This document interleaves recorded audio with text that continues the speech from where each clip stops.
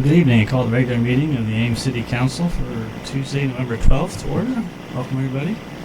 And we have several of our members are at the beginning of a National League of Cities, so I'm going to ask Grace to go ahead and just call the roll, and then we'll get started. Betcher. Here. Garden. Here. Jung. Here. Corriere. Here. Rollins. Here. Edie Hansen. Here. Very good. Thank you. All right, we're going to start with a couple of proclamations, and we'll start with City of Ames Philanthropy Day.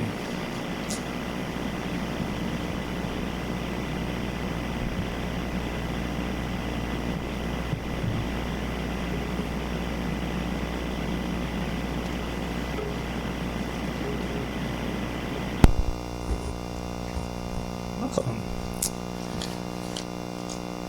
City of Ames Philanthropy Day. Whereas the Story County Alliance for Philanthropy has created awareness of philanthropy efforts in Ames and Story County for 19 years, and whereas philanthropy can have many definitions, including adult and youth individuals, families, groups, and businesses that volunteer and donate time, effort, leadership skills, knowledge, property, or money to actively promote human welfare to improve quality of life, and whereas there are many organizations committed to creating awareness of and providing recognition of philanthropy in Ames. And whereas throughout the month of November, as a part of National Philanthropy Month, the Story County Alliance for Philanthropy recognizes outstanding adult and youth individuals, families, groups, and businesses in Ames who have exhibited outstanding financial or leadership support for many charitable causes. And whereas annual award categories include individual family philanthropist, business corporate foundation philanthropist, group philanthropist, individual fundraiser, youth group fundraiser, and spirit of philanthropy. Therefore, I, John A. Haley, Mayor of the City of Ames, Iowa, do hereby proclaim November 12th, 2024 as City of Ames Philanthropy Day. I encourage all members of our community to recognize the many philanthropic efforts of our residents. And introduce Charles. You want to go ahead and offer a few comments? My pleasure. Sure, thank you. Yeah, my name is Charlie Weber. I'm representing Good Neighbor Emergency Assistance located in Ames here, one of 14 different nonprofits in Story County that make up the Alliance. Also with me tonight is Ashley from United Way, Serena, and Kate from Boys and Girls Club. What I would like to do is recognize that 3 of the winners this year that are located in Ames. The outstanding philanthropist was Lynn White. The outstanding youth in philanthropy was Grace McCune. And the spirit of philanthropy was Frankie Olison. So we'd like to thank the Mayor Hala and the City Council for your recognition and support of philanthropy. You can learn more about the organization and the winners over the last 19 years. So we're up to about 95 different organizations, businesses, or individuals that have been recognized. You can go to storycountyphilanthropy.org, or on Facebook, you can go to SCAP, Story County Alliance for Philanthropy, to find out more information. Thank you. Thank you.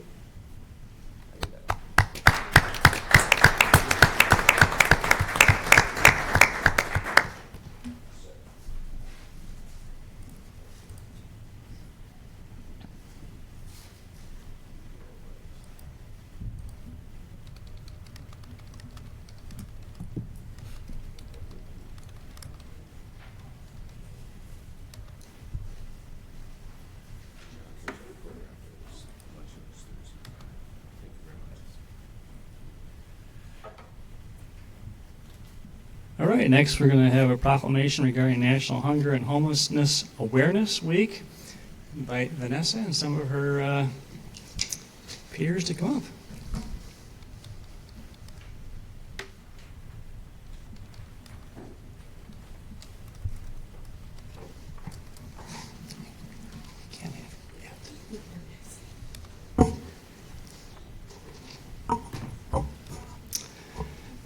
National Hunger and Homelessness Awareness Week 2024. Whereas for the past 30 years, the National Coalition for the Homeless and the National Student Campaign Against Hunger and Homelessness have sponsored National Hunger and Homelessness Awareness Week. And whereas the purpose of the proclamation is to educate the public about the many reasons people are hungry and homeless, including the shortage of affordable housing in Ames for very low-income residents, and to encourage support for homeless assistance service providers, as well as community service opportunities for students and school service organizations. And whereas there are many organizations committed to sheltering and providing supportive services, as well as meals and food supplies to the homeless, which include but are not limited to the Salt Care Center extending shelter and support, also known as Access, the Bridge Home, Food at First, Good Neighbor Emergency Assistant, Mid-Iowa Community Action, also known as MICA, Story County Community Services, General Assistance, Story County Hunger Collaboration, the Salvation Army, Story County Veterans Affairs, and YSS, and various area nonprofits, agencies, churches, and food pantries.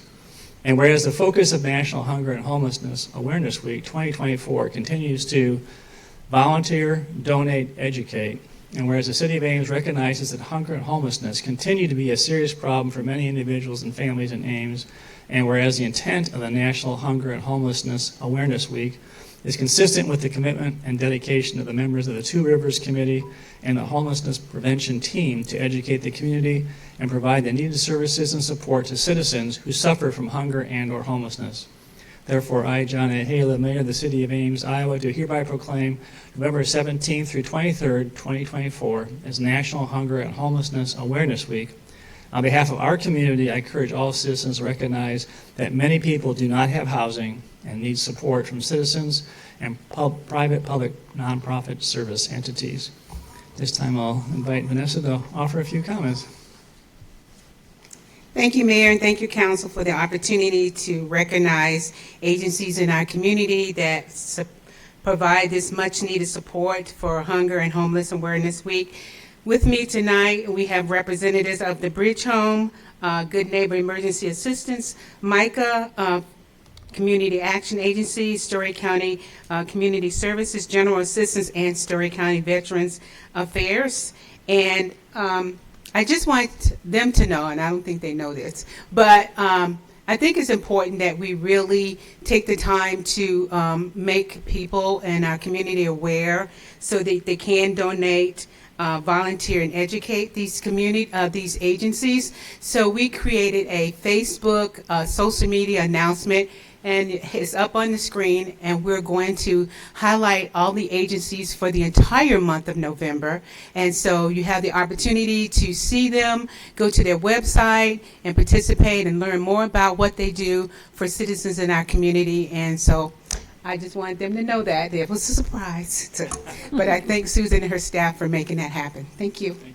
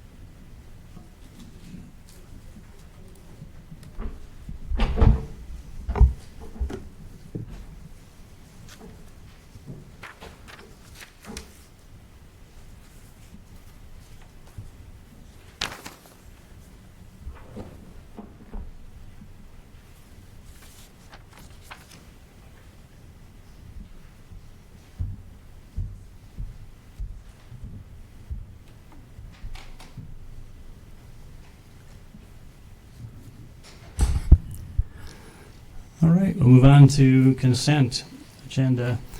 Is there any items that council wishes to pull from consent tonight? Hearing none, entertain a motion approving consent. Move consent. Second. Thank you. Roll call. Betcher, Aye. Garten, Aye. Junk, Aye. Corriere, Aye. Rollins, Aye. Beatty Hansen. Aye. All right, move on to public forum. This is the time we set aside for comments from the public on topics of city business other than those listed on the agenda. Council will not take any action on your comments at this meeting due to the requirements of the open meeting law. I see, Richard, you're interested in addressing council, so you may begin. You know, I got on a mailing list of both Harris and Trump, and I asked them, you know, the same question I asked you, Mayor Hala, like a 6-page letter to them, each one of them, and some of the things that had gone on between Ames and me. But I asked them if they could make up their own oath of office, what would they swear to? And this is before the election, and Trump sent me a formula saying he wanted me to send more money, and Harris didn't send any letter at all. And,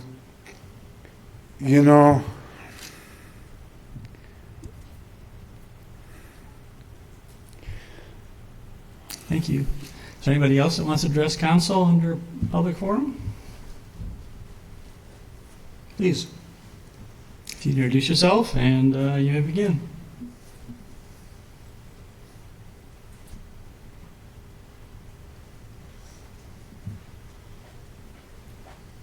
My name's Taylor Burkhead. I live at 709 Clark. I was wondering about the traffic in Ames. There are a few places that I've encountered since moving here in March that it's a double yellow line, and sometimes you want to cross over the double yellow line, like going south and then turning left into this Casey's Come and Go gas station, whatever it is down here, right down the street. It's a double yellow line, but I see people go over the double yellow line, but I heard that you're maybe not supposed to. But just wondering about that in different areas in the city where, just in a few places more so downtown that I see, but maybe other places where you're crossing in it and then it just seems like traffic wants to go that way, but it is a double yellow line. That's my question, I guess, is, if you've talked about that before, or, who to maybe talk to better about that issue. I'll tell you what, I'll just ask Brian to connect with you and give you an email address and who you can contact about that, all right? Okay. Thank you, Taylor. Anybody else? All right, we'll close public forum. We'll move on to item number 26, resolution authorizing staff to enter into agreement with ISU Extension. Good evening, Paul. Good evening, Mayor, City Council. The item before you tonight is to enter into 2 agreements with ISU Extension and Outreach. The first agreement is really focused on developing a map of services that are currently being provided to agencies, being provided by agencies here in Ames to the unhoused population, to identify a list of gap services in the community, and then also to focus on how to increase interagency collaborations. So last Monday, we were able to start some conversations with service providers here in Ames, and we're able to spend some time talking about what are some of the main issues that they are experiencing with assisting homeless individuals, what outreach do they do with the unhoused population, and how might we as a community make progress on addressing homelessness in Ames and in Story County. It was a really great meeting for folks. We spent about an hour and a half together. We anticipated maybe 20 people being there, and we actually got about 55 people who attended that session. I think that's a testament to the community's desire to find solutions and to really assist this population. And I want to thank each of them for coming out and spending that time brainstorming with us about how we might better support our community. I want to talk through some themes that came out of that conversation here quickly. There were a lot of them, so I just picked a few to highlight. But generally, there's consensus that there's been an increase in the unhoused population, but there isn't a clear 1 or 2 factor that are the root causes that the group identified. We could suspect that there's an increase in housing costs that may be a factor that plays into all this, and possibly an influx of folks coming into Ames from other cities. But again, that's an empirical guess. It's not a factual state. And so I think that's important to note. Some of the themes that came out from that conversation too is that there is a desire and a need to have some increased education around what's happening here in our community, and I think that's really important to focus on, not only on who is unhoused and why, but also what services are agencies in our community providing and which ones are they not providing. So really getting back to that enhanced interagency collaboration piece. And then another theme that I think is worth talking about is just the lack of mental health services that's available. There aren't enough practitioners, and certainly not enough that take Medicare, or if they do, they just have really long wait lists, and so folks are having to wait a really long time to get the help that they need. There were also some really creative solutions that were suggested by the group that met last Monday. A long list of great ideas, but a few that I want to highlight is really there was this sense that we really need some people power to really make this happen. It isn't just about throwing dollars at the problem, it's about getting people to support in new and creative ways. And so one of the examples that was listed that we talked about quite a bit was just getting help with filling out applications. For really reasonable purposes, or organizations may not have the ability to assist folks who need help with applications, whether that's an application for an ID replacement or an application for housing. Some agencies are not set up to be able to provide that level of support. And so that is a barrier that was identified. So for example, when you go to the library, your librarian is not trained to help people fill out applications for a Social Security card or that sort of thing. And I think that's true when they're going to other service agencies as well. So one suggestion was, could we put some sort of structure in place so that if you need help with applications of some sort, we can have volunteers there to help do that and really cover the liability pieces of that. Going along with that is this idea of some flexible funds that we might set aside. As you know, applications often have a fee associated with them. So is it possible for the community to have an identified flexible fund source so that if you do need some assistance with application fees, you can tap into that? And along with that, fees also for funds also for transportation needs.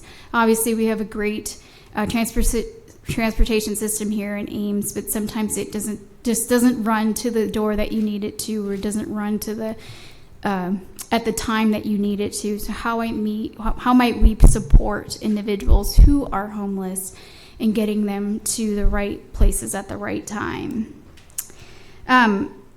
Another idea that I think was worth mentioning was just, can we form some sort of a response team where various agency staffs can come together and really talk about what they're seeing and what they can and can't do?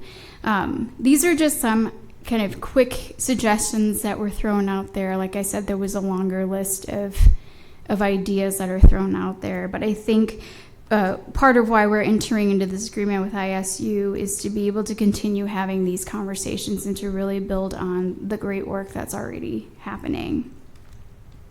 The second agreement before you is to conduct direct outreach to hear firsthand from the unhoused populations about their stories.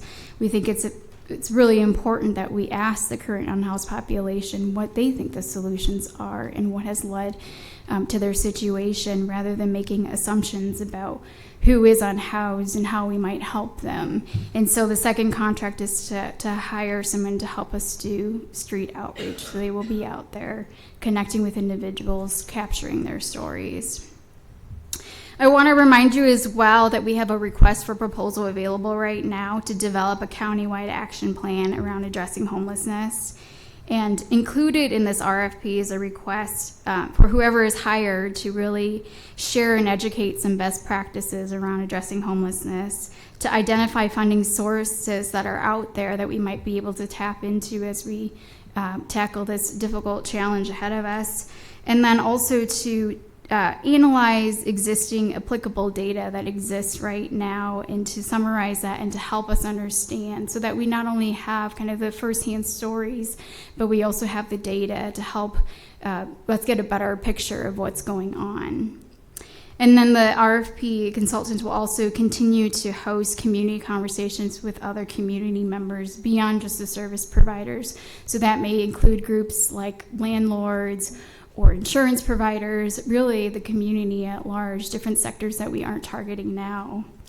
All of the work that the ISU Extension folks are helping us with, the 2 agreements before you today, will not be duplicative of what the RFP is seeking for, but it will really help support the work of developing that countywide action plan. It will really feed well into developing that countywide action plan. So with that, I'll take any questions that you have. Just before we get any questions, can you just clarify, this is a pretty rapid response by Iowa State. I know that people have been contacting council and expressing some concerns. Can you just review what the timeline is for this, and so everyone can be aware of that? Yeah, absolutely. So with the first agreement, we like I mentioned, we started that conversation already last Monday, and so I actually met with him today about the next session, which will take place December 6th in the morning. So service providers will be hearing from me shortly about what to plan for that second date, where we'll get together to do that asset mapping, to list the different services that are provided, identify the gaps, and then also talk about how we might improve interagency collaborations. As far as the outreach piece, ISU Extension has been really responsive. They are planning to be doing outreach this week already, if authorized. So we're really excited about their willingness to jump in, to clear their schedules to help us out. So that work will be going on this week, and it will continue into the next couple of weeks. And what's the completion date? Yeah, so we will get a report back about the outreach engagement at the end of December. So we anticipate being able to capture that. And you and I talked beforehand. That is it's interesting that some of the comments that the agencies made about not being familiar with other services being provided. Can you just comment on that before you go to questions?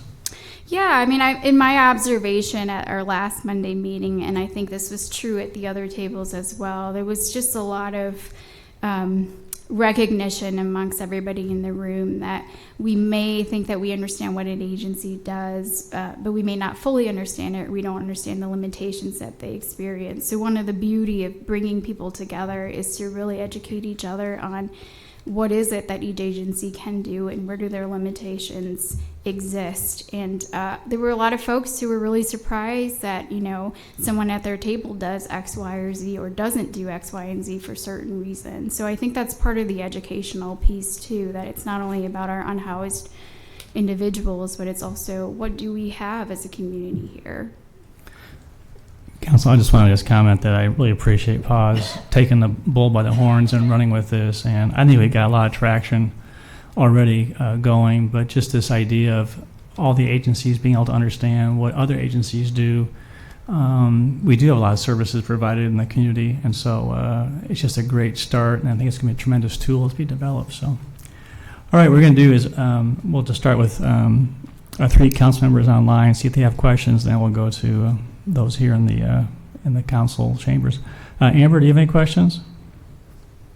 Not right now, no. Thank you. How about you, Bronwyn? No questions. I'm just looking forward to getting this process started, and thanks to staff for all their work they're doing on this, and Iowa State Extension too. I'm looking forward to making progress on this topic. So no questions. Thank you. Thank you. Anita? No questions. I just want to echo the appreciation for staff pulling this together, finding local resources to start this work. So thank you. Thank you. Any questions here in the chambers? Yeah, I have a question and then probably a follow-up. Yeah. So I want to make sure I'm understanding correctly what we're hoping to gain from the asset map. As I understand it, what we want to know is who is offering what type of service and where are the gaps in those services and where are the overlaps in services. Is that correct? Yes, that is.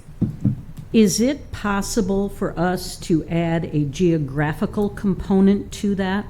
During our discussions about the rezoning with regard to the Romero House issues a couple of weeks ago, one of the questions that came up was, where are these services located? And, are there too many in one location and not enough in another? And it seems like this would be a great opportunity for us to not only map the overlap or the absence of services, but also to pinpoint where those services are on a map. Yeah, absolutely. I think we can definitely do that. And is that something that we would need to make a motion about, or is that just something that can be rolled into the discussions with Iowa State Extension and Outreach? We can go ahead and we'll take a motion on that too. I have a question too about is there adequate funding available for the services? So anyway, we'll pick that up. Anything else, Gloria? Nope, that's it. Tim? Yes, Paul, thanks for your work on this. So tell me a little bit about the ISU extension. I have, and it may just be my ignorance on this, I had not known Extension to have a role in this kind of work. Could you give us a little bit of background of why Extension is the organization we're partnering with here? Yeah, so ISU Extension really does a lot to support communities in general. It doesn't just have to be here in Ames. And they actually have a special focus on housing assessments, and they've done that a lot in smaller cities. And so they have staff members who have experience with housing in particular and homelessness issues. And so we knew about them and just asked them if they would be a willing partner to help us with this. So they have developed housing assessment studies for other smaller cities. And I'm familiar with the housing assessment tools they've developed, but they also have homelessness as part of their wheelhouse. Okay. And then to John's question on the timing, I'm a little worried that we're getting to this in November, December.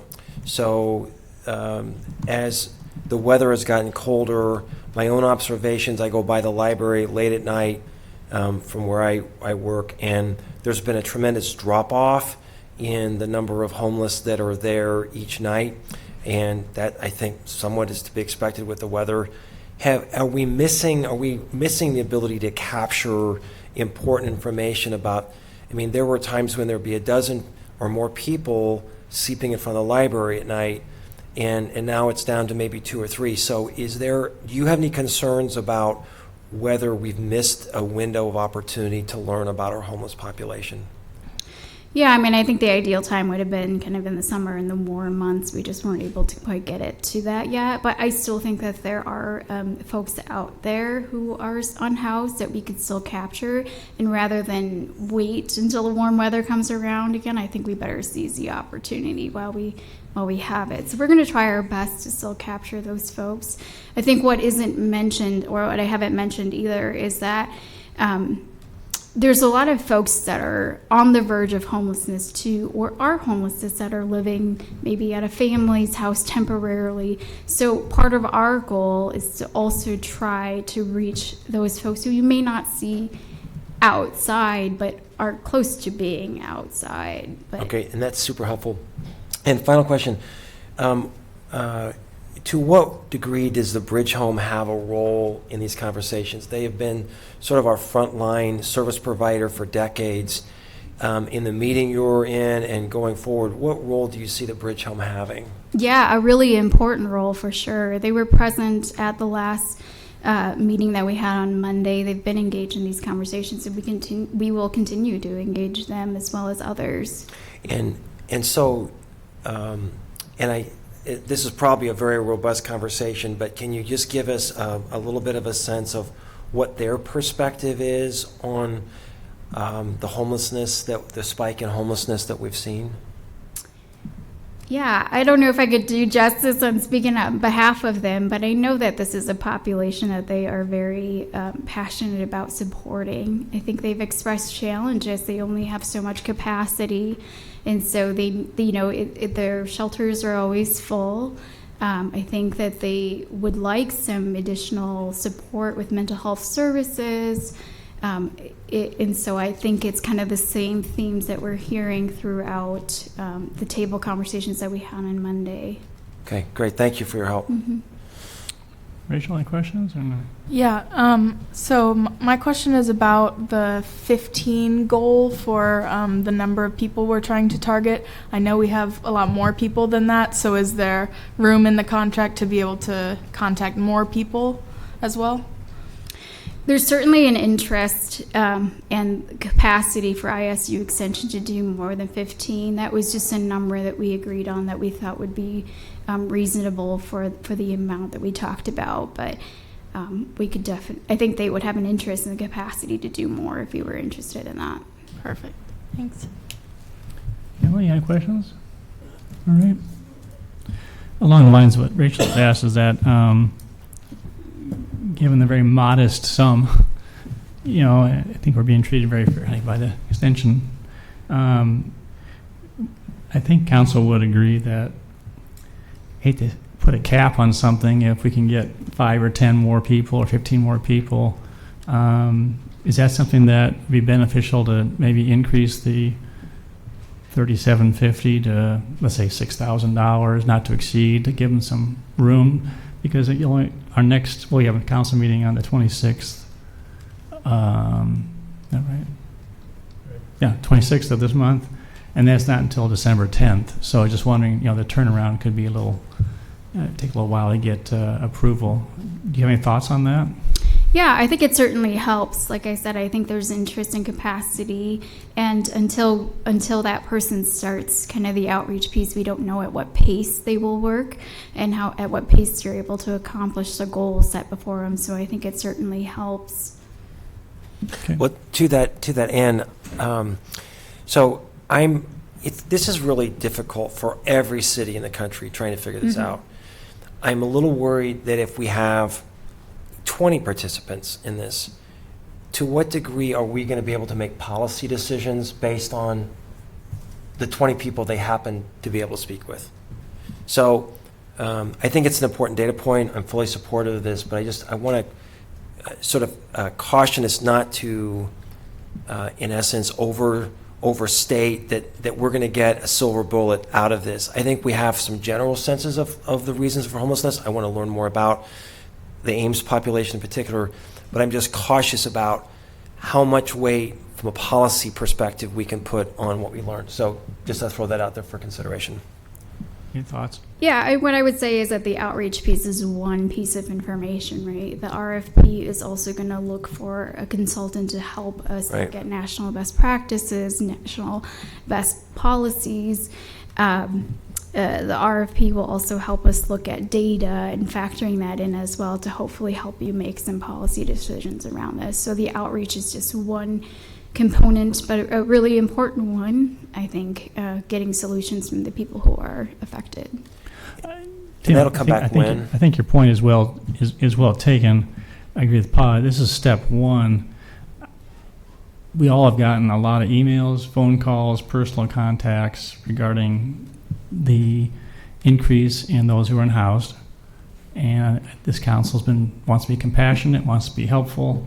I think this was really in response to try and identify quickly what might be some things that we can try and do to help those who currently are, not necessarily a set permanent policy, but to kind of get that and then use that information to funnel into the consultant and then build upon that. So I think it's more or less trying to be a rapid response to what's been identified as an issue right now, and then try and tease that out and then work it into other policies as we move forward. So, all right. Mayor, if I could just make one other comment. Sure. This summer, I was involved with a National League of Cities conversation in Washington, D.C. that was sponsored by NUREC, which is an organization focused on national urban research. and they are working with extension and outreach programs to expand the scope of extension and outreach beyond rural communities and rural areas to those kinds of issues like homelessness and affordability of housing that are endemic everywhere, and hoping to find urban areas where they can actually make that difference. And I know that Iowa State has been in discussions with NUREC about expanding their services and their outreach. So I see this as a really good opportunity for us to use those kinds of services that are provided by their team for a problem like this that they already have experience with. Thank you. Do you want to make a motion regarding a geographical location map for services, as you mentioned previously, or not? Yes, please. I would move that we ask staff to work with ISU Extension and Outreach to expand the asset mapping to include a geographical component that maps where the various services are located. Is there a second? Okay. All right, roll call. Doing that only because we have 3 people online. Betcher, Aye. Garten, Aye. Junk, Aye. Corriere, Aye. Rollins, Aye. Edie Hansen, Aye.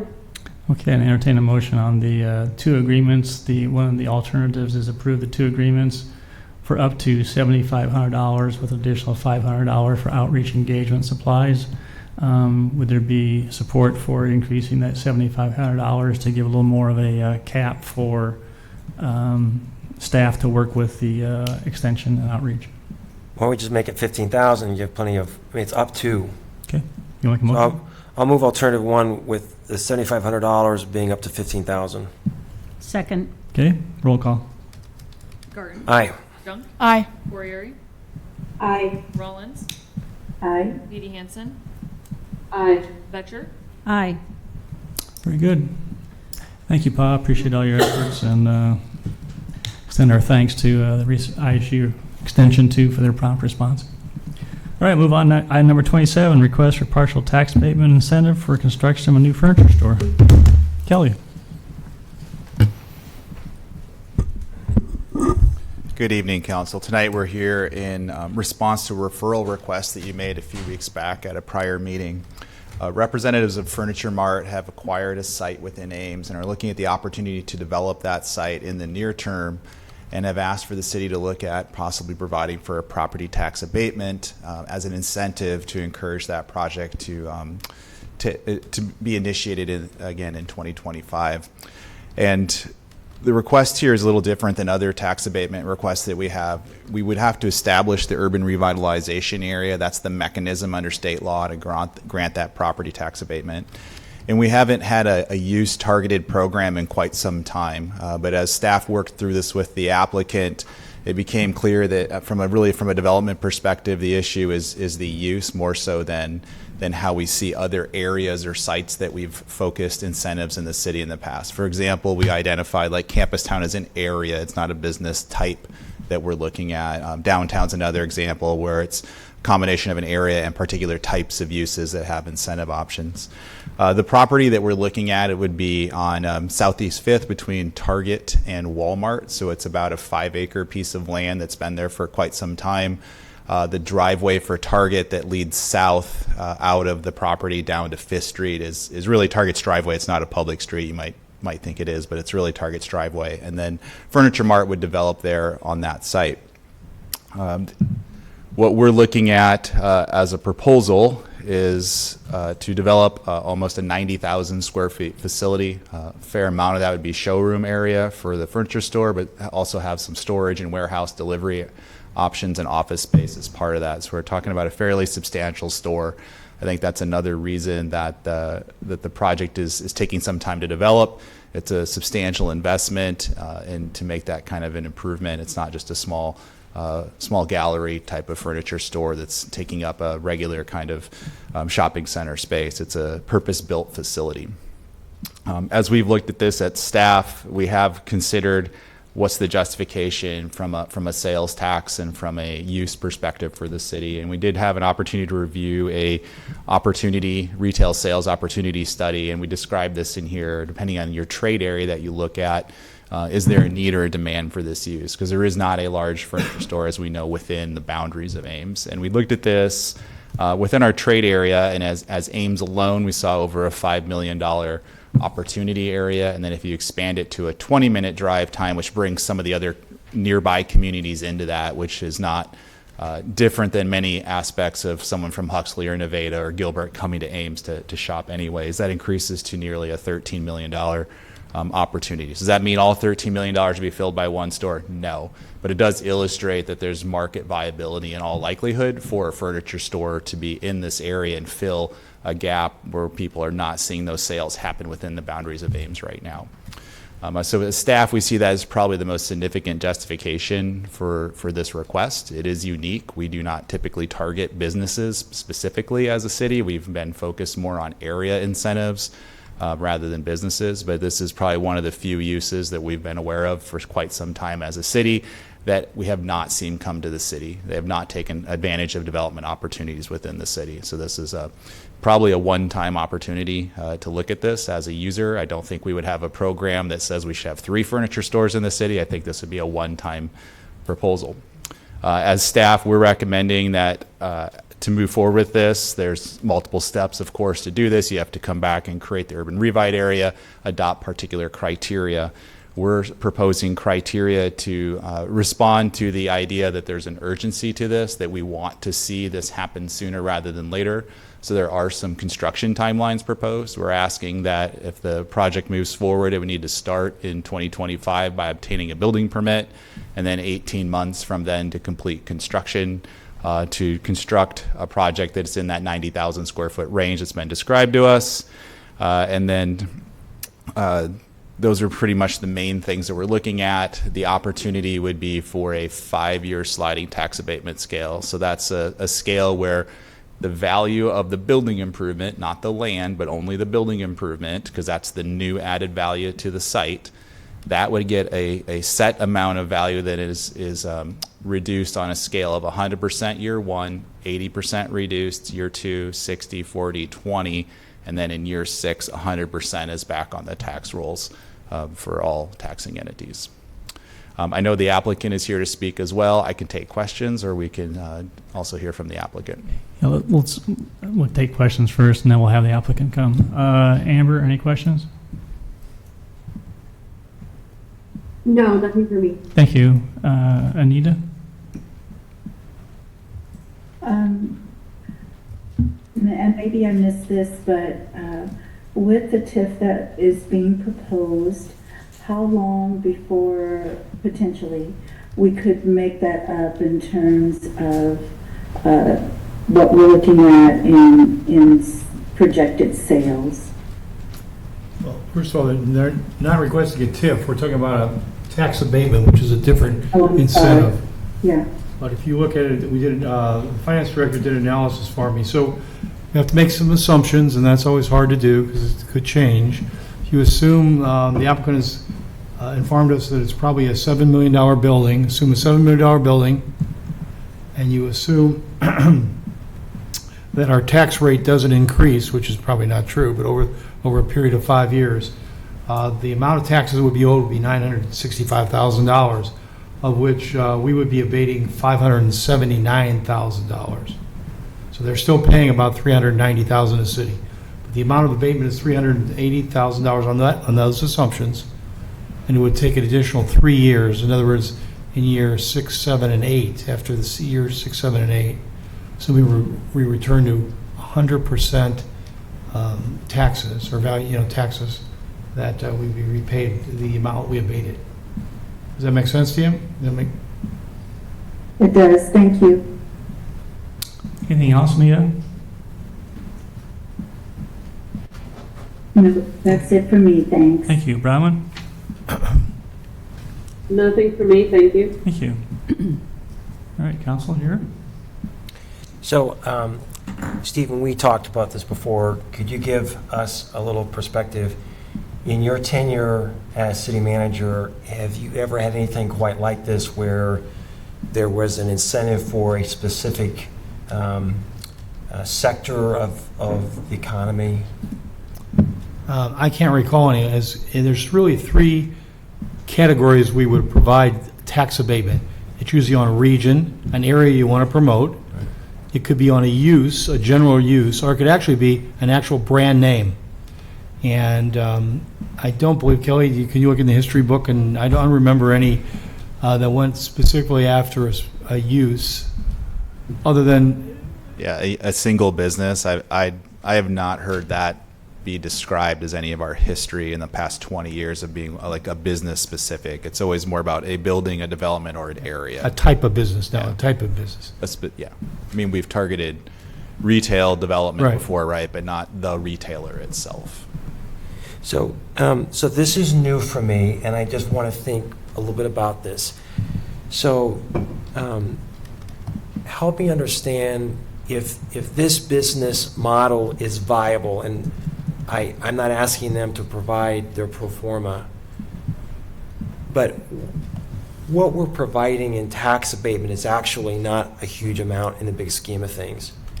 How do we know that the business wouldn't necessarily go forward without the abatement? So we expect every other business to come in and they find a way to develop a pro forma to make this work.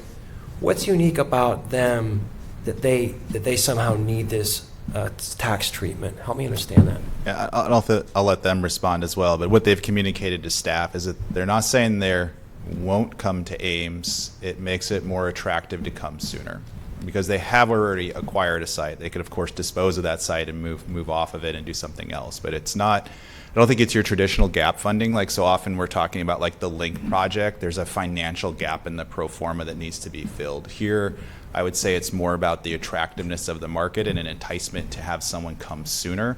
And they've been pretty forthright that they're not saying they wouldn't come. It's just it makes this become a priority for them if Ames views them as a priority. We also don't think it'll set a precedent for us because, like we did with the Kingland when we wanted to develop Campus Town, we incentivized the first one in. After that, we didn't provide the incentive anymore. So I know you're probably wondering, what if there's 3 other furniture stores that follow? Well, first of all, they'll probably fill the gap. The leakage will drop, I imagine. But they're coming in first, where we haven't been able to attract anybody. So that's why we're recommending it this time, but not as a precedent for other furniture stores to come in. And I appreciate that. So Ames has been without a furniture store Specialty furniture store. for how long? Well, the last one I could recall, my memory's fading, but it was Home Furniture was the name of it on South Duff. It wasn't a very large store, but it was there, and I don't remember how long it's been, but it's been a long time. Long time. So That's 2 decades, probably. yeah, I remember it there, but maybe 15 years.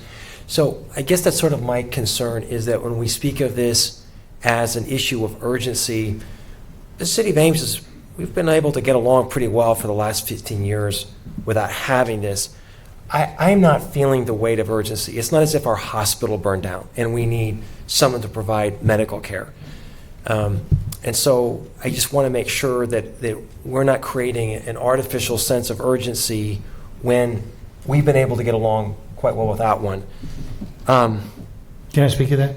So one of the reasons you justified is also convenience to our residents, right? We have bike paths, let's say. We could all have bike paths and ride down to Des Moines and ride bike paths. We'd rather have them here, too. We wouldn't want to ride. So it ties into just convenience, amenities you want close to town, and also sustainability, too. People don't have to drive down to Urbandale or maybe drive to Boone. We'll have it right here in our own backyard. I would just add that as I thought through this is retail.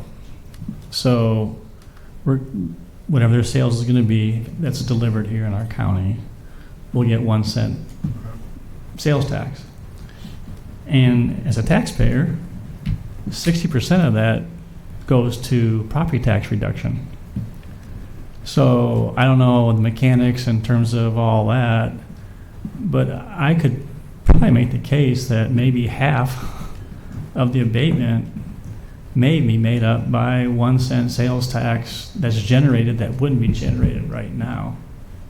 And the other thing is that if someone wants to come right away, maybe in 2 or 3 years, they change their minds and say, I'm just going to sell this site, instead of trying to take and provide an additional amenity, in our community. I think of all the renters, the college students that are, would probably enjoy having, a furniture store like this that would offer, opportunities as well too. So I think it's also, I understand your point about, not feeling the urgency, but flip side is it's perception and letting people know that we value them shopping in Ames. And I think that there's an opportunity to capture some of that, sales tax, and some of it's going to go back to our taxpayers because of the way the 1 cent sales tax has been is set up, statutorily set up years ago. Yeah, and these are all really good arguments, I think, that are on that side. I've got this Milton Friedman voice in my brain, and I'm just nervous about pushing the scales too heavily in the free market. And one more question, at least. So a lot of times when we do incentives, we recognize that there's value to the taxpayer of creating some expectation that that there's going to be a longer-term commitment. So whether it's hiring a certain number of employees and things.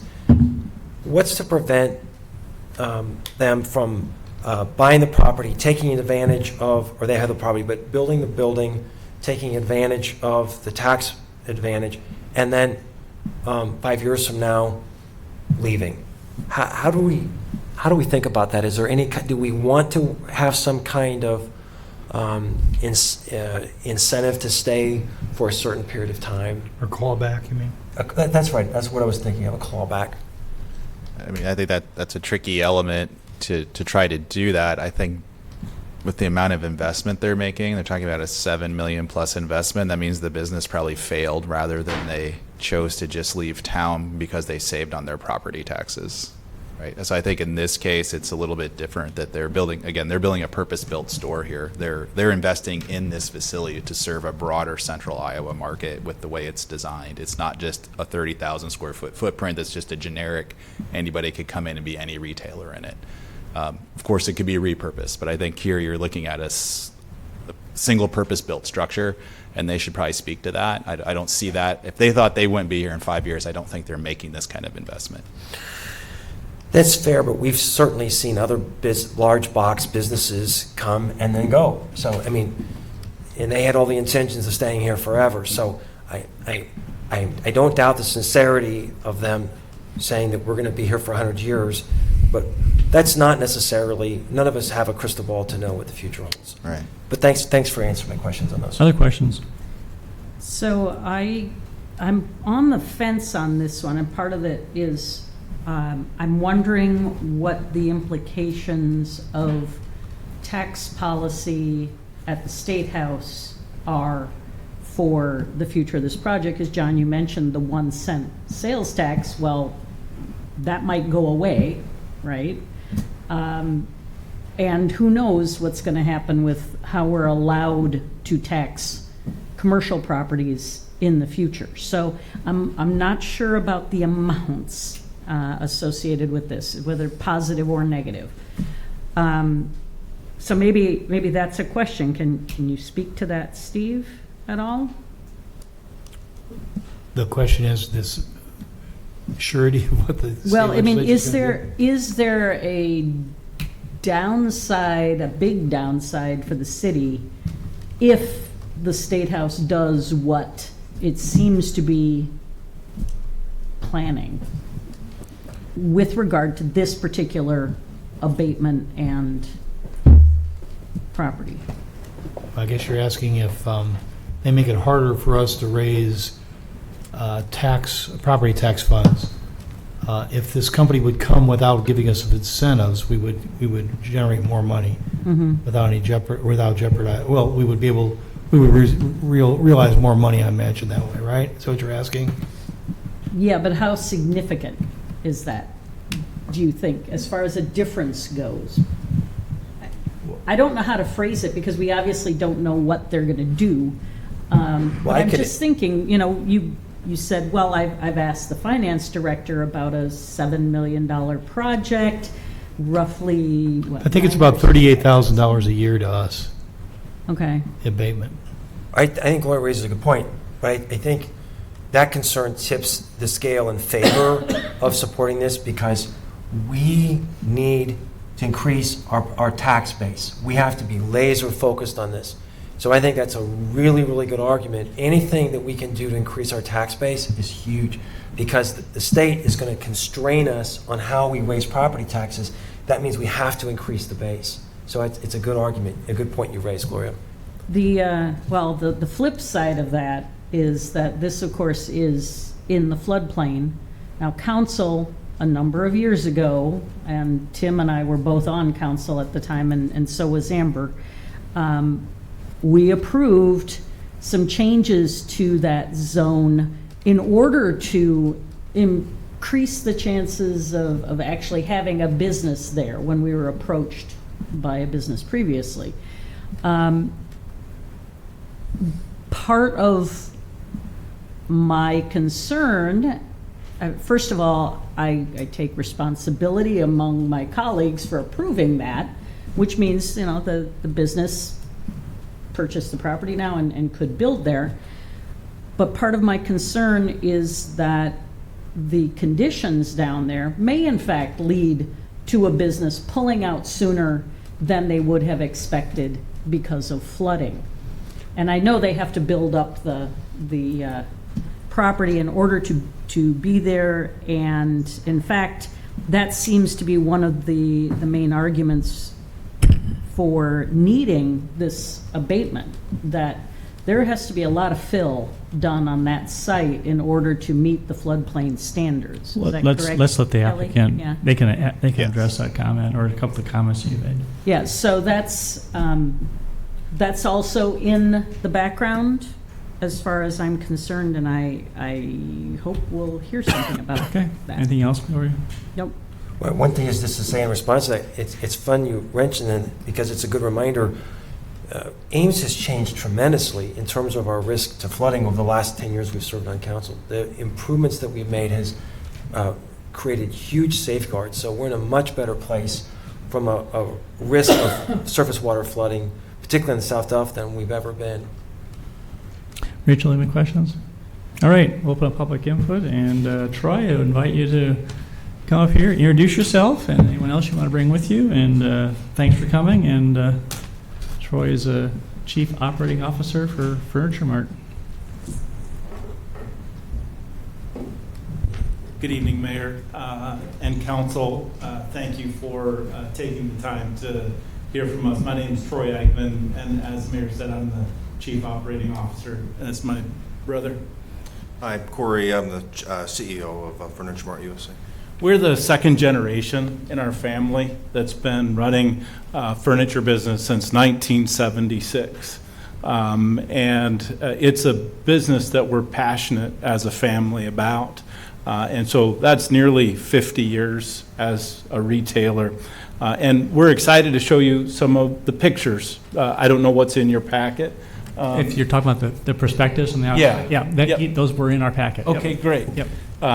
So we're about a year and a half of study because, as Council Betcher mentioned, it's a troubled activity, and so we've been working with Stephen and Shanker and the city staff quite closely to develop these plans. We've actually, as was mentioned, purchased the property. We've designed some plans for the property, and actually, over the last 2 weeks, we've begun the remediation process. By that I mean we have begun bringing dirt to the site to elevate it out of the floodplain. And I know those were some of the things that you had mentioned. We expect to have that activity done in the next couple of weeks. My brother and I wanted to sit in front of you today with all confidence that with your approval of this request, that we would be able to go forward in 2025. So we wanted to own the land. We wanted to draw the project. We wanted to show some remediation. We wanted to show you good faith that we're going to do what we say we're going to do, and we're going to deliver on the project. So appreciate the opportunity. It's a great sales opportunity. I'll let my brother just chat a little bit with you about that. Yeah, we're organization. We're based out of Sioux Could Falls. you bring the microphone? Well, thank you. Organization based out of Sioux Falls. Currently, we have about 1,100 employees, 60 stores throughout. Family owned. This is our livelihood, and this is what we focus on. To my knowledge, in 47 years, we've never left a town. We've relocated, but we've never gone in. We have some stores that do well. We have some stores that are maybe a struggle, but we hope they continue to grow and get better. So we are truly invested. Our founder's really excited and passionate about Iowa and being here at Ames. So I know he couldn't be here today, but we see this site employing about 25 plus people. We market, we get involved in the community. We always like to find somebody local who knows the town, knows the community, knows who to work with. So we spend media dollars, we do donations, philanthropy. So there's a lot of different things that we do. We're not a fly-by-night. We come in and leave tomorrow when it didn't work, and so we like to get ingrained as much as we can. We've been in Iowa for about 10 years, and we really like the state of Iowa. And as the last couple of years have been more challenging as interest rates are high and costs are high, but we see that getting better as interest rates go down. There's usually a housing shortage in most communities. We work with builders, make things more appealing to them, and then again, we're in your community. They're not going down the road. They're not buying online. They're right here, and all the benefits that come with recirculating that commerce and those revenue dollars right back in the community. So, Thank you. Yeah, so I just would like the opportunity to address some of the points that were Please. made, if I may, Mayor. Yes. One of the things that goes beyond the numbers, some of which we've talked about, is the economic impact. So simple studies tell you, okay, you're going to spend X and you're going to have a direct impact of that X. As my brothers described, we'll market and we'll bring people. That will have a multiplier more than X. So depending on what we spend, you can easily see a $15 to $20 million impact, direct economic impact from this approval. We view that as substantial. We do see that this increases the tax base into the future. As my brother said very, very well, in 47 years, we don't leave communities that we study a lot. So we measure 100 times and cut once. And so if we take some of the math that's been spoken and we're able to generate $10 million in sales, just as an example, a year at 7% over 10 years, that's $7 million in tax revenue. Of that, $1 million would come back to the local economy, if that law all stays the same. And so we feel really excited. We feel strong about this opportunity. My brother and our chairman has directed me to get us ready to go. So I believe that come April, May, we can be ready to go. And so, with that, I'll answer your questions. Yeah, normally we don't have questions from council for those who offer public input, but since you're the applicant, do you have any questions for Troy or his brother? Yeah, I'd love to start. First of all, welcome. And thank you for choosing Ames to invest in. And please understand the questions I have, I want to explain, they're really more at the tire kicking because of the uniqueness of the proposal. We just have never had this before. And so I'm not a yes man, and I want to make sure that we kick the tires and understand this. And so, but thank you for choosing Ames. We're excited for all the reasons that Steve and John have said. So I think about this proposal in the context of South Duff. So South Duff has had an amazing level of development over the last 20 years. It's truly stunning. But none of those builders had tax incentives to build their property. None of them. So I'm looking at a situation where we have this request, and it's unique in the context of all of the development. And I'm sure you have a great family business, and I'm sure the renderings are beautiful, and we'd love to see a beautiful building.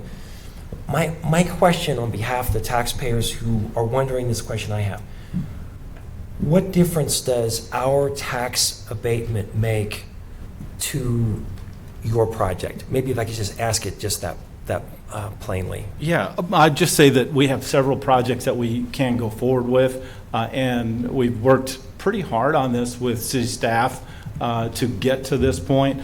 This is a pretty similar structure that has been proposed here or discussed here that we see in other communities. And so we have this opportunity available to us in other communities. And we are active in that. As a matter of fact, we just did an acquisition on a property in Rochester, Minnesota. So we are operating in a 6-state area. And so we're actively looking at all of those markets all of the time, is my honest answer to that. I think earlier it was said, would we, without this, would we come? I think it's just a function of what's the right timing? How does this work for us all? Will the economy improve? Certainly, some things are going in a different direction now. Those are all things that we're watching as well. So hopefully the costs for the project come in to the right level that we need them to be at, number one. Number two, the economy does the things that we need to be at. And then with this support, we're able to utilize and make sure that it comes off from a right start. You want to add anything to that? And then I wanted to ask about demographics. So half of our population, roughly, is students. So are your price points aimed at students or not? You've done some number crunching on that in terms of your target market. Steve, I'll let you answer that question, but we're starting to delve into the details for their business model and what's making them want to come to Ames, I guess. But you want to ask the question, but I think the point is do we want to support a tax abatement or not? But please go ahead. Well, the reason, I appreciate that, Mayor. You mentioned that students would benefit from that. I don't know that, and if we're thinking about a tax abatement, Fair. then half of our population may not benefit from that if they're at a high-end furniture. That's the purpose. And John was right to ask that follow-up. Could you we have a store like in Mankato, Minnesota, and we do really well at that home store, at our Ashley store there. With this dual concept with Furniture Mart and Ashley, we're going to have kind of the gamut of, somebody who's just looking for something inexpensive, $3.99 sofa or a $99 mattress to the higher end stuff. So that's one thing we try to cater to, the variety, because the community really has a variety of people. And, the choices are shop online, drive an hour, or shop right here. Okay, thank you. Gloria or Rachel, any questions? Nothing more. Okay. Amber, any questions? No, I do not. Thank you. Anita or Bronwyn? No, thank you. Nothing for me, thanks. All right, thank you. Thank you for coming. Thank you for your input. All right, open up. Is there anyone else that wants to address council on this topic tonight under public comment? Dylan?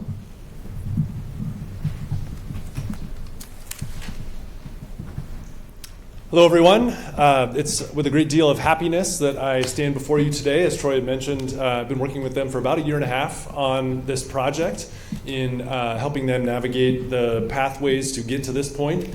And so just the very fact that I'm standing here and they're here and we're talking about an incentive to support this project gives me a great deal of happiness. So thank you, Council, for taking on this thoughtful process. As you've indicated, this is not a process that we have gone through before with frequency to support a project like this, but I think it's been clear that the city of Ames could benefit greatly from a furniture store, not only for the convenience of our residents, but for the attraction of people from communities around us, not having to go to the Des Moines Metro or to Boone to be able to acquire furniture.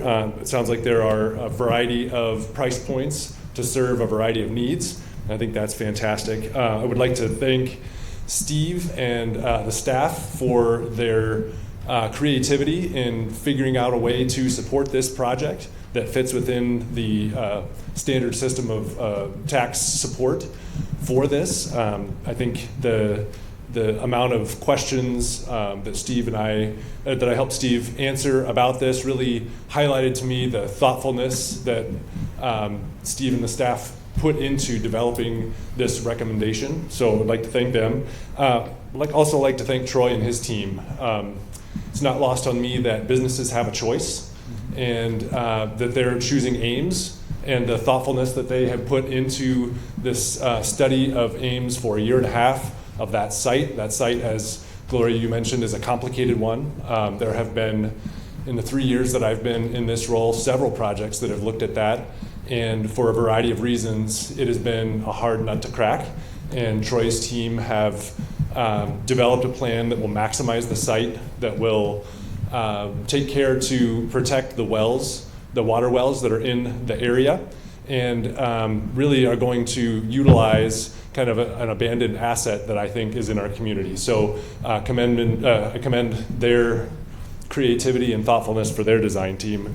But I also want to take a moment to highlight the importance of incentives. And so we've mentioned, Tim, you mentioned that, and Gloria, the potential changes to sales tax and things like that. And Tim, you mentioned putting our fingers on the scale. Our peer communities around the Midwest are going to use every tool that they have to be competitive, to attract businesses in whatever environment we are in the future. And so what I've encouraged you to do is to think about not so much of tipping the scales of the free market, but being competitive. You know, that we are, Ames has a lot to offer, we know that, and I think being able to offer incentive packages to businesses like this that are a need in our community, that are a lack, where there can be a demonstration of leakage from our market, that we should take this opportunity to provide incentives, whatever those mean. In this case, a tax incentive, which is a percentage of dollars we don't have today, but when they do the project, we will have and into the future. So I just want to thank you for taking this on, for considering taking a step that is not something that is typical practice in Ames, to just utilize tools that other communities like ours are using to attract businesses like this. So thank you very much for your consideration. Thank you, Dylan. Anybody else? All right, seeing none, Council, I'll just note that we got an email in our non-agenda packet from Merlin Fancook that expressed his opinion relative to this topic, so I just want you to, I know you've got it, you've read it, but just for the record, that was something that was submitted in writing and not in person. All right, I'll close public input, and I would entertain a motion. Or if there's any other comments before, but I'd like to get a motion on the table so we can move on. I would move alternative 1. Second. Moved to second. Go ahead and call the roll, please. Junk, Aye. Corriere,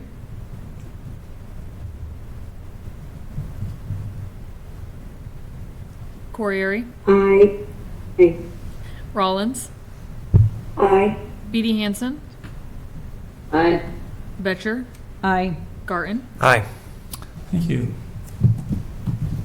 Thank you very much. We will move on now to item number 28. Climate Action Plan update.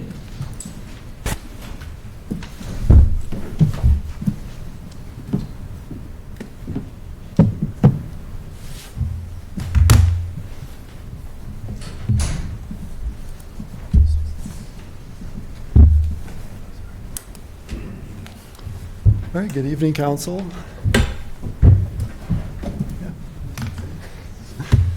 Happy to be here with you tonight to give a Climate Action Plan update. I'm joined here with some leaders from across the organization, part of our sustainability team, so let's dive in. I want to start with a little bit of history about climate action in Ames. So, as you all know, a very long history of supporting sustainability, starting with the opening of the waste energy plant in 1975.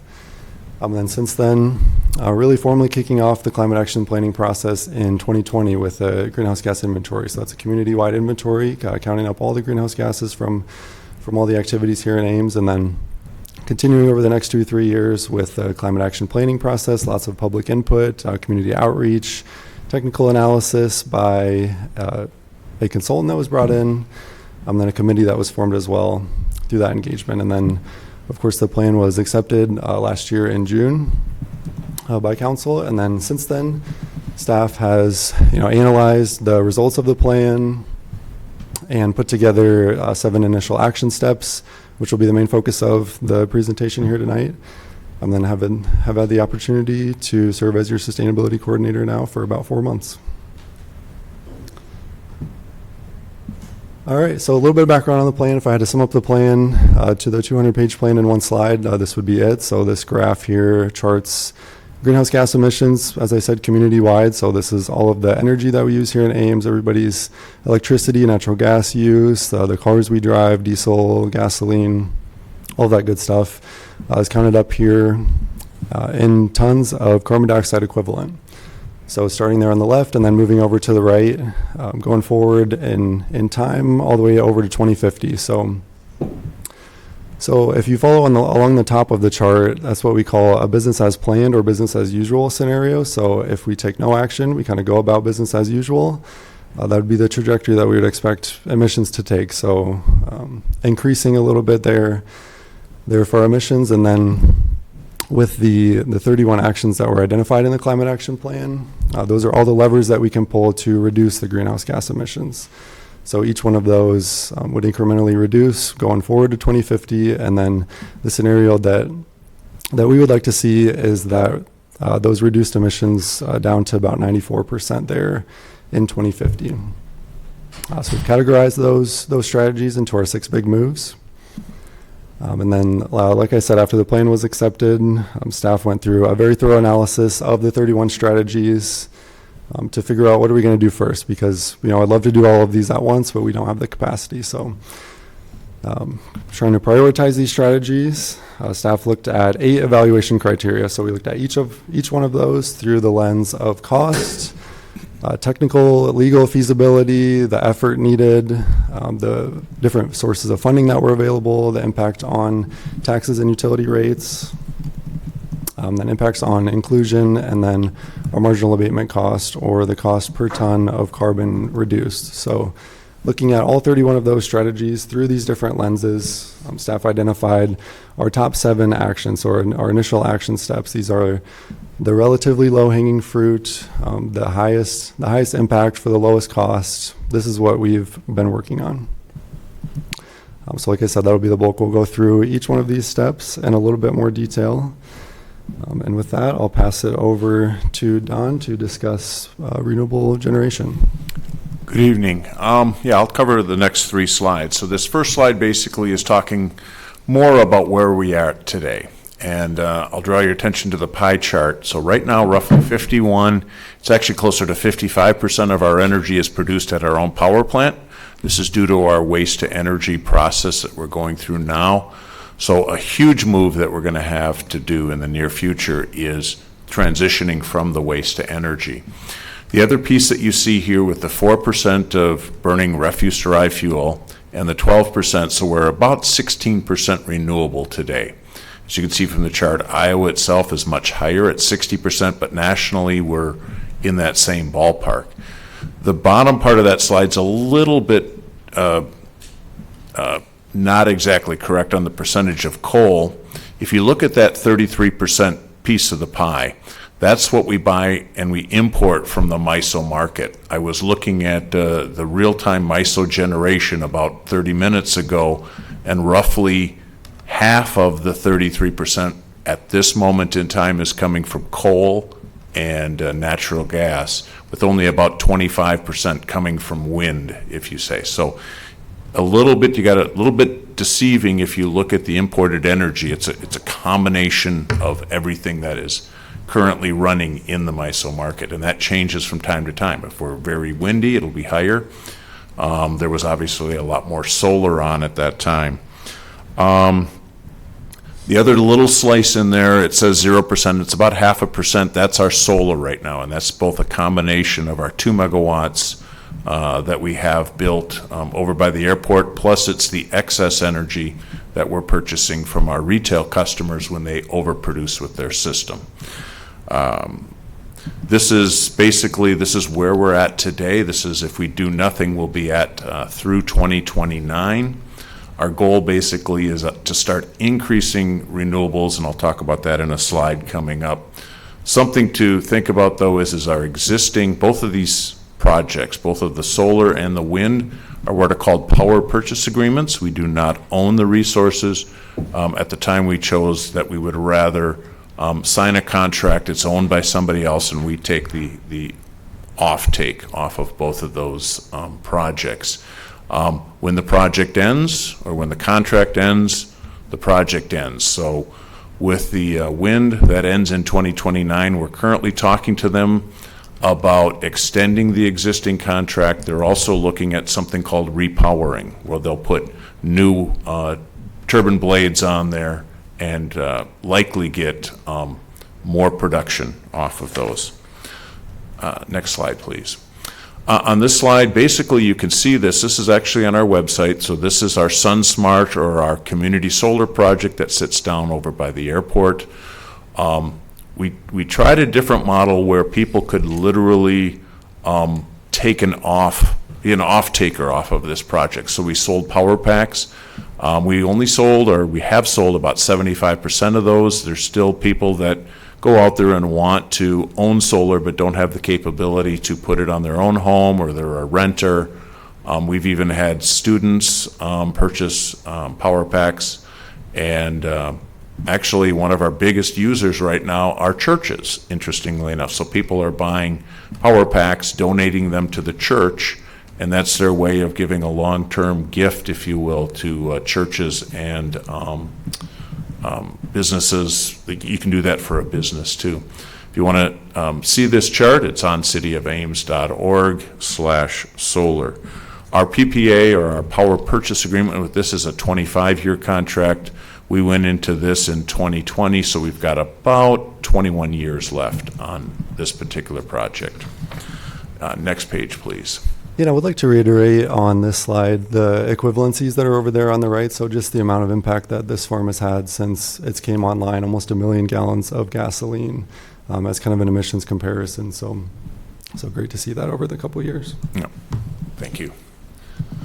On the third slide, there's actually a ton of information on here. I'll quickly kind of talk through it. So from a comprehensive planning standpoint, the cost and reliability, it's quite technical as we look at future resources to add. There's a process. If we're going to build anything more than 10 megawatts or greater, and the more you build, the cheaper it gets, there's a process that you have to go through. You have to go through the regional transmission group called MISO, and that's right now about a 3 to 4 year process. So once you have a project, if you're just starting out, you've got a 3 or 4 year review process just to get that through MISO if it's large. So ideally you would want to find a project that has already started and then buy into that project so it's accomplished some, if not all, of their MISO processes. It's also looked at from a state standpoint, so the Iowa Utilities Commission also has a say in approving anything over 25 megawatts. There's a process you have to go through there. And then, interestingly enough, depending upon where the project is, counties are getting involved with where you site these, and many of them have restrictions in terms of distance from homes, distance from businesses, things like that, that are actually restricting some of the newer projects from coming in. As I mentioned before, both of our projects are power purchase agreements, which is one way to do it. With the creation of the IRA, or the Inflation Reduction Act, which exists today, and we're reviewing this now when the new administration takes over in case it's changing.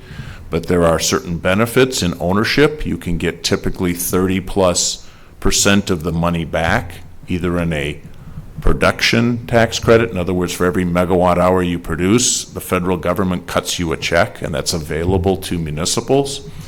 Or you can get an investment tax credit where they pay you 30% right up front, and they'll give you that money. So that's something that we're looking at.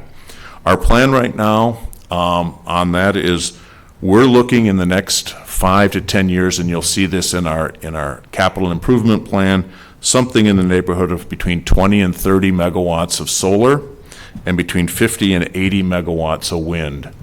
It's not something that happens, like I said, quickly. If we're early in the process, it could happen more quickly if we look at an existing project or a project that's already going out and being funded. With that 20 to 30 and 50 to 80, that would allow us to reach 50%, probably a little bit greater than 50% renewables. And again, in here, if you noticed, it's linked to resource recovery. It really depends upon when we stop burning refuse dry fuel, because so much of the energy that we use today is tied into waste to energy. Mentioned comprehensive environment and a competitive environment for utility scale renewables. Many projects that even get talked about are being bought not only by other utilities, but many of the large Googles and Amazons and places like that of the world are locking up generation even before it becomes public, which makes it problematic to follow our historical our RFP process. So we're going to have to look at new ways of trying to bring these projects to us online. The rest of this here is and I want to make it's an important piece of this, but it doesn't move the needle much, and that is our promoting our private solar or our customer-owned solar. And today we have 210 installations. The graph there, the green, shows basically how much generating capacity has been installed in the system. So as you can see, it kind of grows and it's up to almost 1,600 kilowatts. The black bars are how many solar systems, if you will, that were installed each year.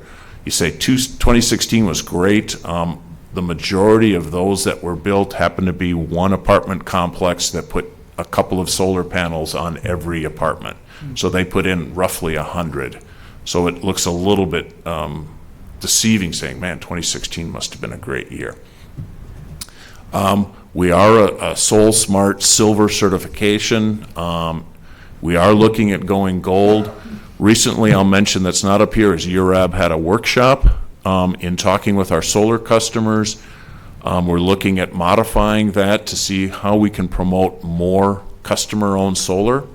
And we got a lot of good feedback. URAB has a meeting on the 21st where they're going to be talking about everything they heard at that meeting, with the idea that we'll be coming back to council in December, we hope, with a recommendation on the value of solar from a retail standpoint. We're looking at solar on a few municipal buildings. Listed up here are the Fitch Aquatic Center, Shanker Plaza. We're also looking at adding solar panels to the new water plant, to Fleet, and to the distribution. Those would be local. We have control over theirs. They wouldn't have to go through the process, but they're not that big to really move the needle, but it's still our opportunities where we can start adding solar, and they'll benefit the system, they'll benefit the buildings under which they are. But we'll be coming to you both through the CIP and other processes, going through this in much more detail as to projects we're looking at and how we may fund them, either as a PPA, which would affect our energy cost. Well, they'll all affect our energy cost. But we'll be talking both about ownership, which would be investments into these, and we'll also talk about it from a power purchase contract standpoint. I would ask if there's any questions for me. I'm supposed to be over at Actors, so I'd like to answer any questions you may have from this standpoint, or I'll take off. I have one question for you, Don. And you mentioned in passing the impact of Google and Amazon. Did I understand correctly that they're kind of locking up the development opportunities, or is that how you would? Yeah, so for example, the wind farm that we are partners in over in Colo and Ziering. So we have about 30 megawatts you saw up there. That's actually a 150 megawatt solar farm, and I believe the other off-taker, I want to say, subject to review, I think is Google, owns the other 120 acres or 120 megawatts there. We were looking at a project north of Boone, just outside of our power plant, which would have made an ideal location. And we just got wind, bad. Yeah, I wasn't trying to do that. We just learned about a project going in there, called the developer, said, well, we've already signed the contract and we haven't even turned dirt yet. Wow. And I believe that's also one of those companies. Thank you. Any other questions for Don? Thank you. Thank you. Appreciate it. All right, next slide. All right, thanks, Don. So I'll pass it over to Mark here to talk about our initial action step number 2, reducing waste emissions. Some of our progress, resource recovery, as Don mentioned, we're transitioning away from waste to energy. I'd like to mention that we're coming up 2025, celebrating 50 years that we've been keeping waste out of the landfill with our waste energy facility. It's an amazing feat, and being one of the first in the nation waste energy facilities and still doing what we're doing currently is pretty awesome. So. Rummage Rampage is a huge event this year, or combined, we've had over 433 tons diverted and over $285,000 raised for nonprofit in the 8 years. The numbers, I believe last year were right at 77 tons of material just in 1 year diverted. So I can see that program going well into the future and being a great success. Drop-off recycling, we've got, it would have been December of 23, we implemented cardboard drop-off kind of as a soft start. Had great participation rolling it out just before the holidays, all the cardboard and the packaging. So we had an outlet for that material. Starting in January, we rolled out mixed paper and plastic bins, and then shortly to follow after that, textile, clothing, and accessory bins. So far, year to date with 2024, numbers were well over 100 tons, and every month it just continues to climb. So looking ahead, currently we're seeking a landfill partner. As many people know, we've got a 28E agreement with the Boone County landfill. That's coming to an end, so it'd be June of 2025. We're seeking a 1 or 2 year extension to allow us time to design, site, and construct a transfer station and potentially a facility where we can process the waste for volume reduction if the cost analysis comes out, recovering all the metals for recycling, and then transferring the rest of the material to a landfill. So with that partnership, some of the things that we're looking at is the EMS system for environmental management of the material and the recycling and sustainability goals that they have with that. So we'll do cost analysis. We've got a couple different partners that we're talking with currently. Hopefully we've got some information in the next couple weeks that we can start moving forward with a plan. Continue expanding recycling. With that, we spoke to the mayors of Story County communities here a couple weeks ago, and several of those communities have reached out to us looking at how they can help and the consistent or the messaging that we could have consistent with all those communities with the clean commodity drop-off that we have at the facility, but then potentially implementing a curbside recycling where that material could go for single stream and how we could all partner together. And with that, working with Iowa State and through GIS to create a recyclopedia map. We've been working on this for a few years. It got slowed down with COVID, but we're back on it and collaborating with Iowa State to basically have a system to where residents can go in, type in whatever type of material that they're looking for recycling or for disposal, and it will pull up the different locations throughout our community for those options and who they can contact. So with the national picture, the average diversion rate is 32%. And 75% of waste is recyclable or compostable. And with those numbers, they're looking at tires, vehicles, appliances, mattresses. There's a lot of different programs that are out there that we could potentially increase our diversion from the landfill. It's just having the outlet and who we partner with to move forward with that. Mark, I have a question. So if I'm doing my math right, we have in 2023, 54% RDF and 43% landfill. So that's a pretty small percentage then that we're actually recycling of that. So 3%. So I would love to see that part of the pie blow up. And I'm not asking you tonight to come with any proposals, but as we go along, if there are levers that we can pull while we're still trying to figure out how we're going to do trash pickup to increase that percentage.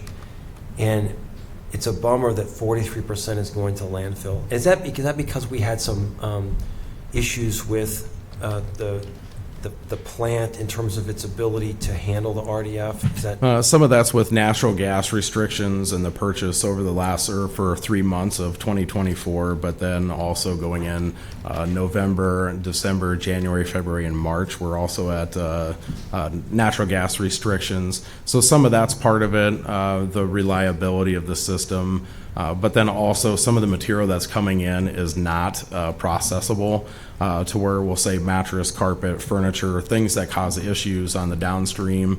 And so some of that material on the front end is taken directly to the landfill. But then there's other loads that are part of that would get sent directly to the landfill. So some of the grocery store loads, there's 400 to 500 gallons of liquid waste in that, and the food waste or organics is saturated.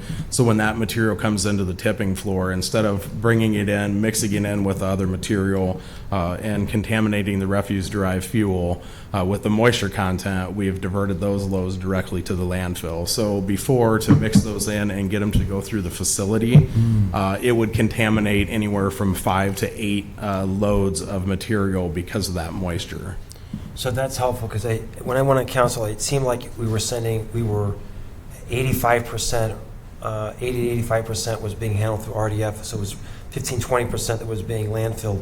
This is now a larger percentage, and it's because of what you said is the intentionality of separating out the more liquid materials. Is that correct? Yeah, so some of that's part of it, and there's some other materials that we can't handle, not just because of the liquid, but we'll say sandpaper. It's really abrasive to bring it through our facility, so that material would go directly to the landfill. There's a couple other industrial waste producers that have large plastic bags that when it goes through our facility, it gets shredded, but not down to a size that's small enough, and it still wraps around a lot of the disc screen rollers and the flights on augers.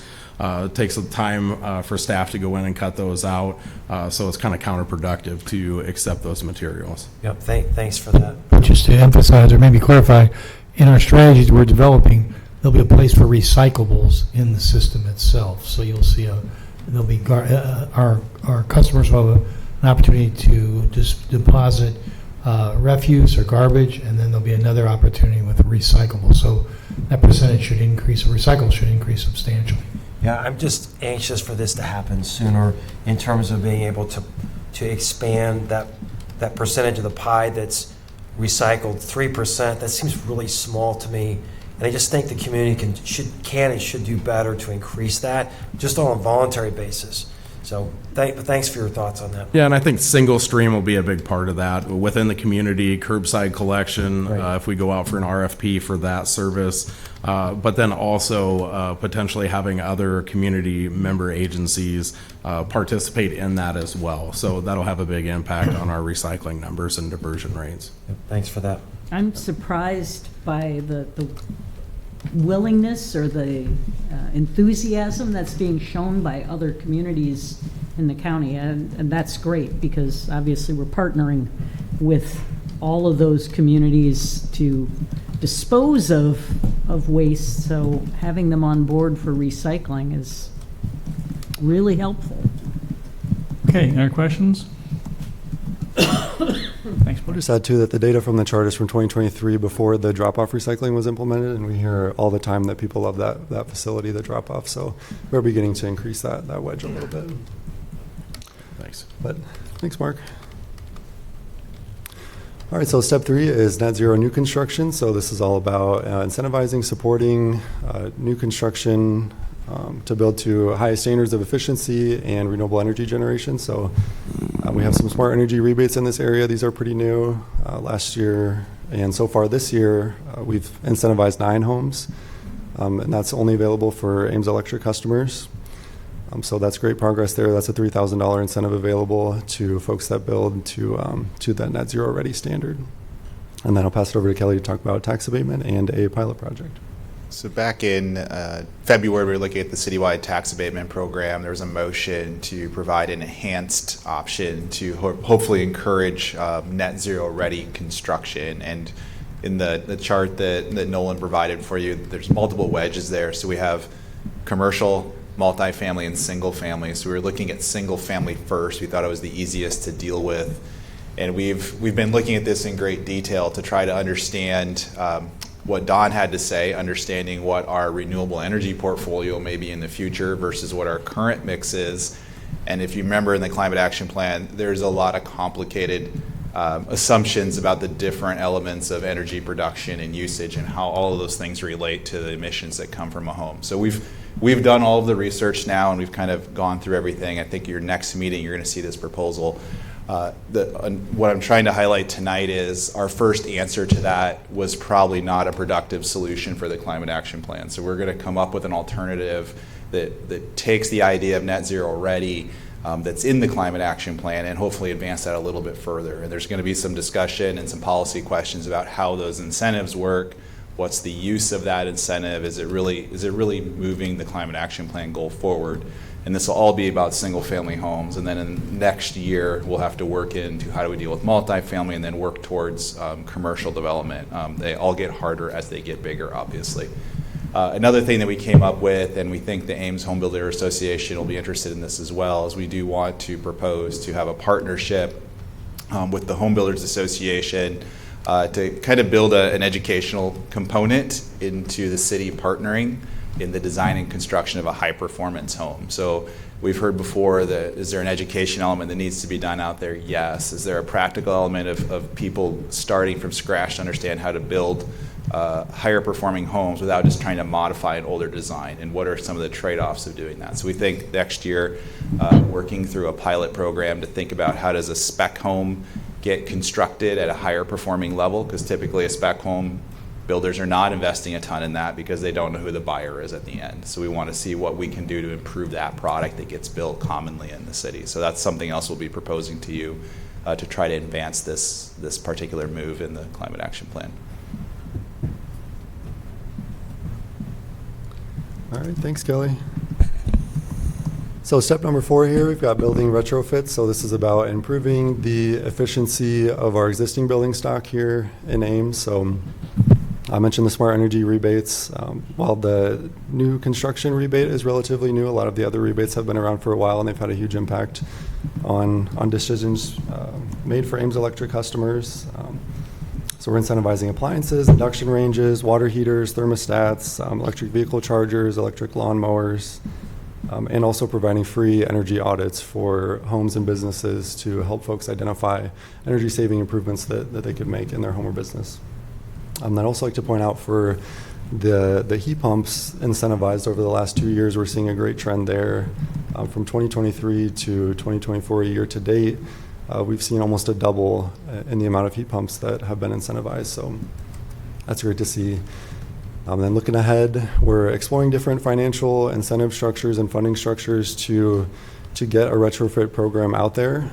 And one of those is this EPA Community Change Grant opportunity that you'll be hearing more about in our next agenda item.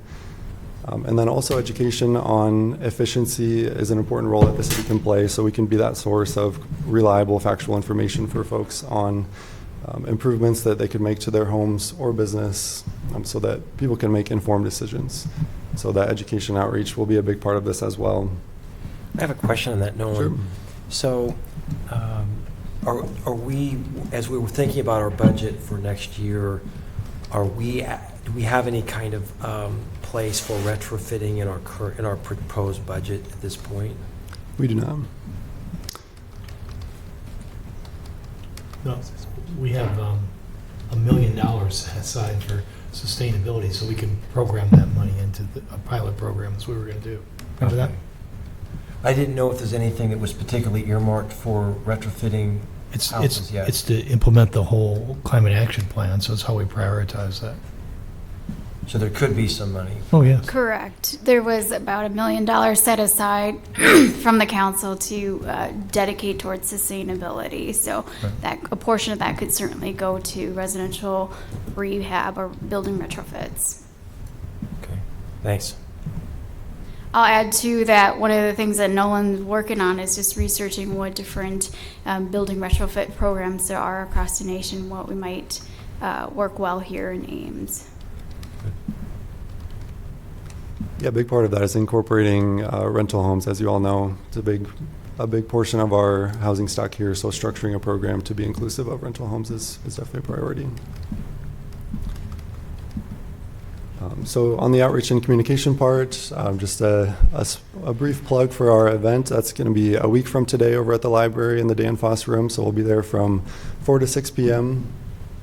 A week from today on November 19th. So this is a heat pumps open house focused on providing that information about our rebates, about other incentives, including federal rebates. So city staff, contractors, and then homeowners with experience with heat pumps will also be there to just answer any questions and give information about heat pumps. So I hope to see some of you there. All right, so action step number 5 will be focused on municipal building retrofits. I'll pass that over to Corey. Yeah, so you can see on this slide, the chart kind of shows our city hall energy usage, which is a little bit different because we have our energy peak in the winter because of our boilers to make steam. With our new auditorium HVAC project, hopefully we'll see those numbers drop in the winter. And so we'll start to do this continuously mapping energy usage for city buildings. The progress we made, I participated with Electric Joel Zook on the Clean Energy to Communities peer learning cohort where we got together with other cities throughout the country to hear what other cities are doing, what some opportunities are, where they are in the process. So we completed that. Currently working with Nolan and Joel on a facility energy audits project. We have an RFP out for that.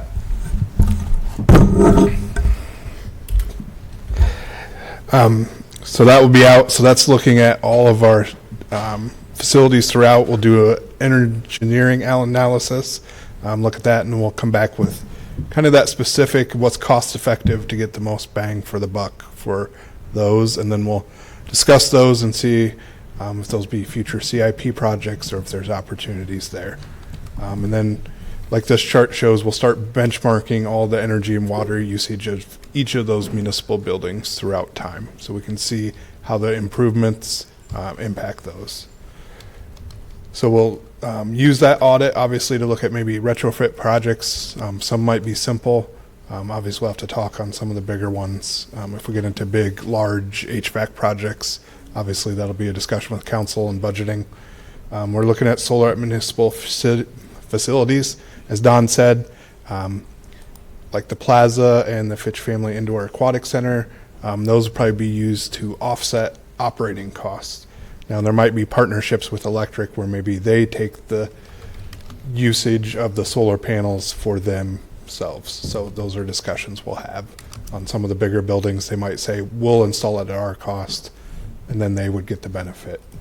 And then as part of this, we did say any new municipal buildings should be evaluated for net zero ready.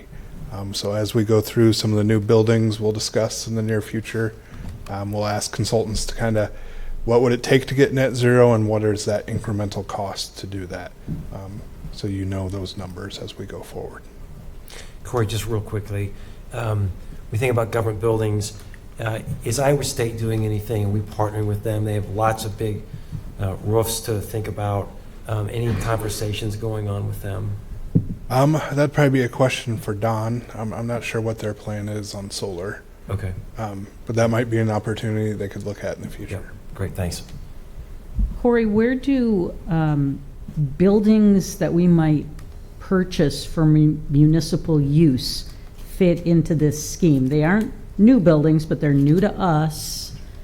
Yes. Is that a retrofit if we wanted to make changes? Or? Yeah, so it'd be a retrofit, but so it would probably be very difficult on a existing building to get zero ready, because you kind of got to start from the beginning to hit those numbers. But obviously, any retrofit we do, we try to get those numbers as low as possible, be as efficient as possible.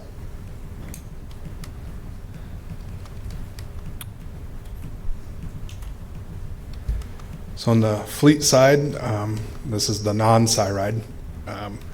As we've discussed, we have 6 electric vehicles right now, so 2 trucks, 2 SUVs, and 2 sedans.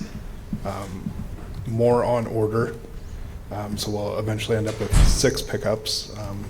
Feedback has been very good on all the electric vehicles so far from the using departments, so that's good. We have 14 hybrids. We have the B100 program, which we've talked about throughout the years. So that's our 11 snow plow trucks. We also use that seasonally during the summer in some of our construction equipment, skid steers, things like that. Looking ahead, we'll just continue to assess the viability of purchasing an EV when their vehicles are due for replacement, if it makes sense for the use of the department. On the right, you can see kind of we graphed out our fuel usage. Fuel usage has been going down, and we expect that trend to continue even more as we go forward with more hybrids, more electric, and just more fuel efficient vehicles in the fleet. Any questions? One more on charging. We also have electrical vehicle charging. So this map kind of shows the public charging points throughout the city. You can see there's 130 megawatts delivered this year. It kind of shows you how many passenger miles. As we move forward, we're adding some charging stations to municipal buildings. Those sometimes will not be public stations, depending on the building use. We added one at Fleet Services that obviously isn't for the public, but we'll have to have those discussions as we move forward, because some buildings might be a combination. It might be public and city use, or just city use. So as we go forward, as we do the analysis too, we'll also kind of make sure to look at the buildings and what there might be needed as we move forward. You might have to start upgrading panels and things like that once you start hitting a certain point of charging. Corey, some people who watch this might be wondering why we're saying non-Cyride, because those buses are huge. Could you just say something about the rationale for not having Cyride as part of the fleet discussion? Correct. So we're kind of controlled by 2 different entities. So the municipal fleet is wholly controlled by the city.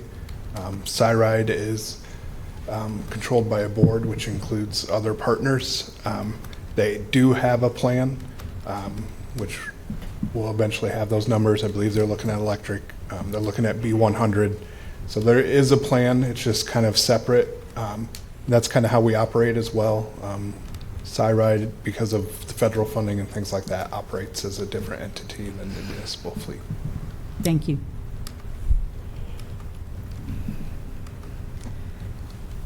All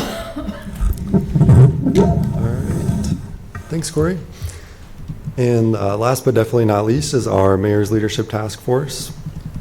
So progress on this so far, we got together with some businesses here in council chambers in August and discussed, had some great discussions about sustainable business practices. We learned about the barriers businesses are facing, recognized some of the accomplishments that have been made as well. So far, businesses are doing a lot in sustainability, and I think it's important for the city to recognize that. They're installing efficient equipment, reusing materials and recycling materials, buying electric vehicles, and conserving water, just to name a few examples. And then also identified some opportunities for the city to support as well, so we can be kind of that source for information about events, to host networking luncheons, disperse information in that way, and then also, especially with recycling, we have the opportunity to help businesses out on that side as well.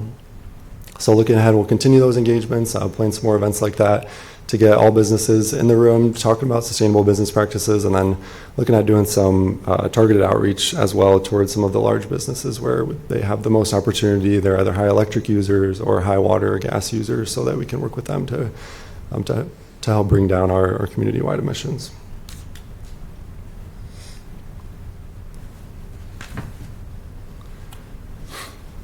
All right, so wanted to mention outreach and communications too. This is a very important part of sustainability, getting out there and having conversations. So I've had the opportunity to attend various events, some of them with a speaking role to different organizations. Really enjoyed these conversations, hearing from people, opinions, feedback about sustainability, what they think about our programs, and ideas of what we could do in the future. So look forward to continuing those engagements, including our heat pumps event next week. And then we'll continue our internal meetings. So we have monthly meetings with this group and a few other folks internally. And then outside of those, just conversations with other folks internally at the city. Really think that cross-functional collaboration is going to be important with sustainability. It just touches all the different services that the city provides. So I look forward to continuing that. And then on the reporting side, so also feel that this is very important. Greenhouse gases are invisible. We can't see them. So data is our tool that we have to track kind of our progress on these initiatives. So looking at being very transparent with the data that we have and making that available. So look forward to continuing these updates to council biannually. Then in our city side metrics too, Susan's team does a great job including these metrics in the city side newsletter each month. Just so you can see our progress on charging stations and recycling and a few other items. And then working on a dashboard as well. So we feel that this is sort of our best way to get data out there and visible for everybody, is to have a dashboard on the city website, and all of the data that has been presented to you tonight and much more will be available on a dashboard. It's something that is in progress that we're working on.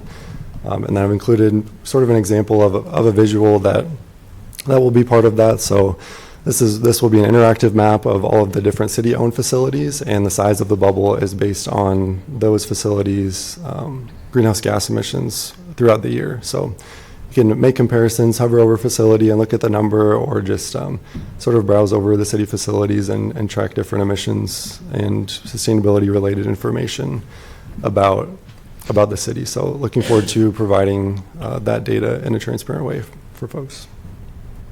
So Nolan, on that point, there's a lot of good information here tonight. So thank you and everyone for the organization. But I'm still struggling to try to figure out, and maybe this is on the first chart, if we were to think about, because this is an update, if we're to think about this is where our goal is, and then this is where we are, is there something in here that shows that? Is it the slide one showing the multiple parts of this pie chart type thing? Sure, I think that's one of the many aspects I like about sustainability is it's complicated. There's a lot of numbers and a lot of data that goes in. There isn't going to be one number that you can point to and look to and say that this is the progress that we're making. I would say our community-wide greenhouse gas emissions are probably the main kind of sort of performance indicator. But we won't be able to update that every year. A community-wide greenhouse gas inventory is a pretty concerted effort that we're looking at undertaking here next year. But in the meantime, these more specific metrics about facilities and their emissions, or about the amount of heat pumps that we incentivized, or sort of those more specific performance measures that we can track over time and see trends, I think will be just as important as the big community-wide emissions number. And is there a plan for how often do we do the community assessment? Sure. So it's generally recommended to do those every 2 to 5 years. The most recent data we have is from 2018, so we're due for an update. And we're sort of planning right now on the best way to go about that. Other communities generally hire a consultant to come in and do a greenhouse gas inventory, or purchase a software, or there's a few different ways to do it. So we're working out sort of the most cost-effective method to do a greenhouse gas inventory, and then starting to undergo that data collection effort here So that'd early be next year. So 2025 will have another sort of a more major benchmark to see where we are in comparison to our goal. Am I saying that correctly? Yes. Right, thanks. All right, can we draw this to close? I've got one more here for you. This is the last slide, I promise. So touched on the greenhouse gas inventory in spring 2025, and then just wanted to reiterate some of the action items that we're working on and doing here in the near term. So that's more renewables on the grid, more recycling, investing in clean energy efficiency retrofits for our buildings and our fleet, engaging businesses on sustainability, and then looking forward to providing another update like this at the end of the fiscal year. So thank you very much. Thank you. All right, we'll move on to item number 29, resolution authorizing city in partnership with MICA to apply for an EPA Environmental and Climate Justice Community Change Grant.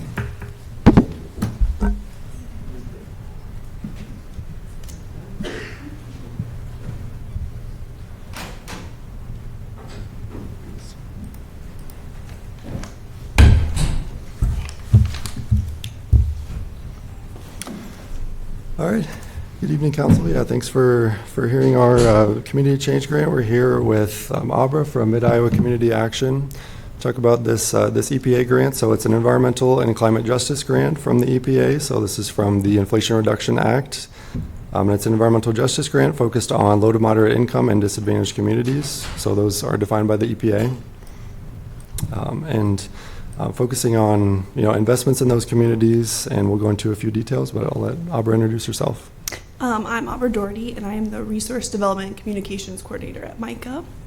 And we are a nonprofit agency that focuses on alleviating poverty. So that's kind of all the work that we do. So you might have heard of LIHEAP or WIC, Head Start, Early Head Start. That's all falls under us in Story County. And Mike has been a fantastic partner thus far, putting an application for this grant together. So there are two primary components that we're looking at in this grant. So one is the building retrofits that we talked about earlier. So improving our existing housing stock through investments in energy efficiency, weatherization, solar energy. And then the other major component is a workforce development. So we're looking at partnering with local training to provide training in this clean energy sector. So that could be solar or HVAC. So providing those training, and then also providing those barrier removal services that might prevent somebody from going back to school or getting that training, such as transportation and childcare. So those are two main components of this grant, and happy to answer any questions you have. Thank you. Questions? Aubrey, MICA provides really important services in the community, so thank you for what you're doing. We don't say thank you enough. My question with respect to your involvement is, let's just say that we go forward with this grant, and lo and behold, this money arrives, $10 to $15 million. What kind of ramping up would MICA have to do? I mean, is this the kind of thing that's in your wheelhouse now? And if not, what would it look like to ramp up to be able to do that work?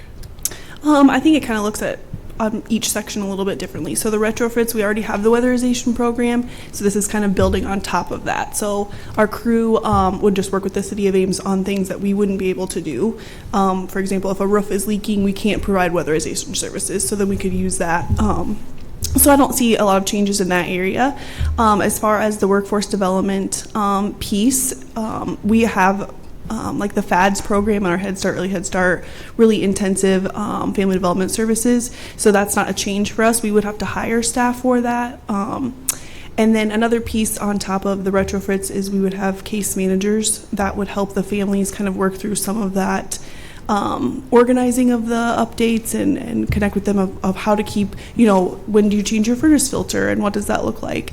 And so we really have a good model of that through our disaster case advocacy program that we do anytime there's a disaster the governor proclaims in our counties. And so it's really based off of stuff that we already do. This grant opportunity also allows for us to ask for some funding dedicated specifically to staff. So we're still working through the details of that, but we anticipate if we are awarded, a portion of it would go to hiring at least one other person to help support, whether it's on the city side or Micah side, to support the program. But I apologize. So I guess I thought that there would be, if they had this new money, then there would be more work to do, more than what you're currently doing. Yeah. So my question is still sort of on the table. How would you ramp up in order to do this additional work? Like the works on the homes, or the work on the, like with the families and the workforce development? The work on the homes. So most of our weatherization is done through contractors. We don't have a crew ourselves, and so we would partner with contractors around. So it would ramp up maybe how much organizing we would have to do, but as far as a crew, it wouldn't affect that. And we would base it off of the homes that are already on our weatherization list that we're able to work on anyways. And can you give us, and maybe this is in the report and I'm just looking right at it, but if you had to give us you guys have been doing this weatherization, I know, for a long time. How many homes are still yet to benefit from this weatherization? Is it 1,000? Is it 500? Can you even give us just sort of a round number? I just did all of that math. I think we looked at, so we, mobile homes and apartments we can do mobile homes, but it's very limited. And apartments we're not able to do, or we don't do as much of those. And I think, so we're about like 140 homes in Ames off of our list that we have not done. That you're targeting? Yeah. Mm-hmm. Okay. Other questions? Amber, any questions? Nope. Anita? No, thank you. Bronwyn? Nope, none for me. Okay, all right.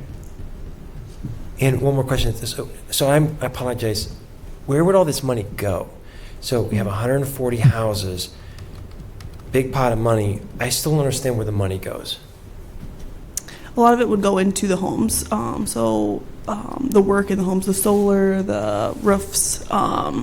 We also have a big chunk on the workforce development side into like the training, the tuition, the books, setting them up with tools, and barrier removal.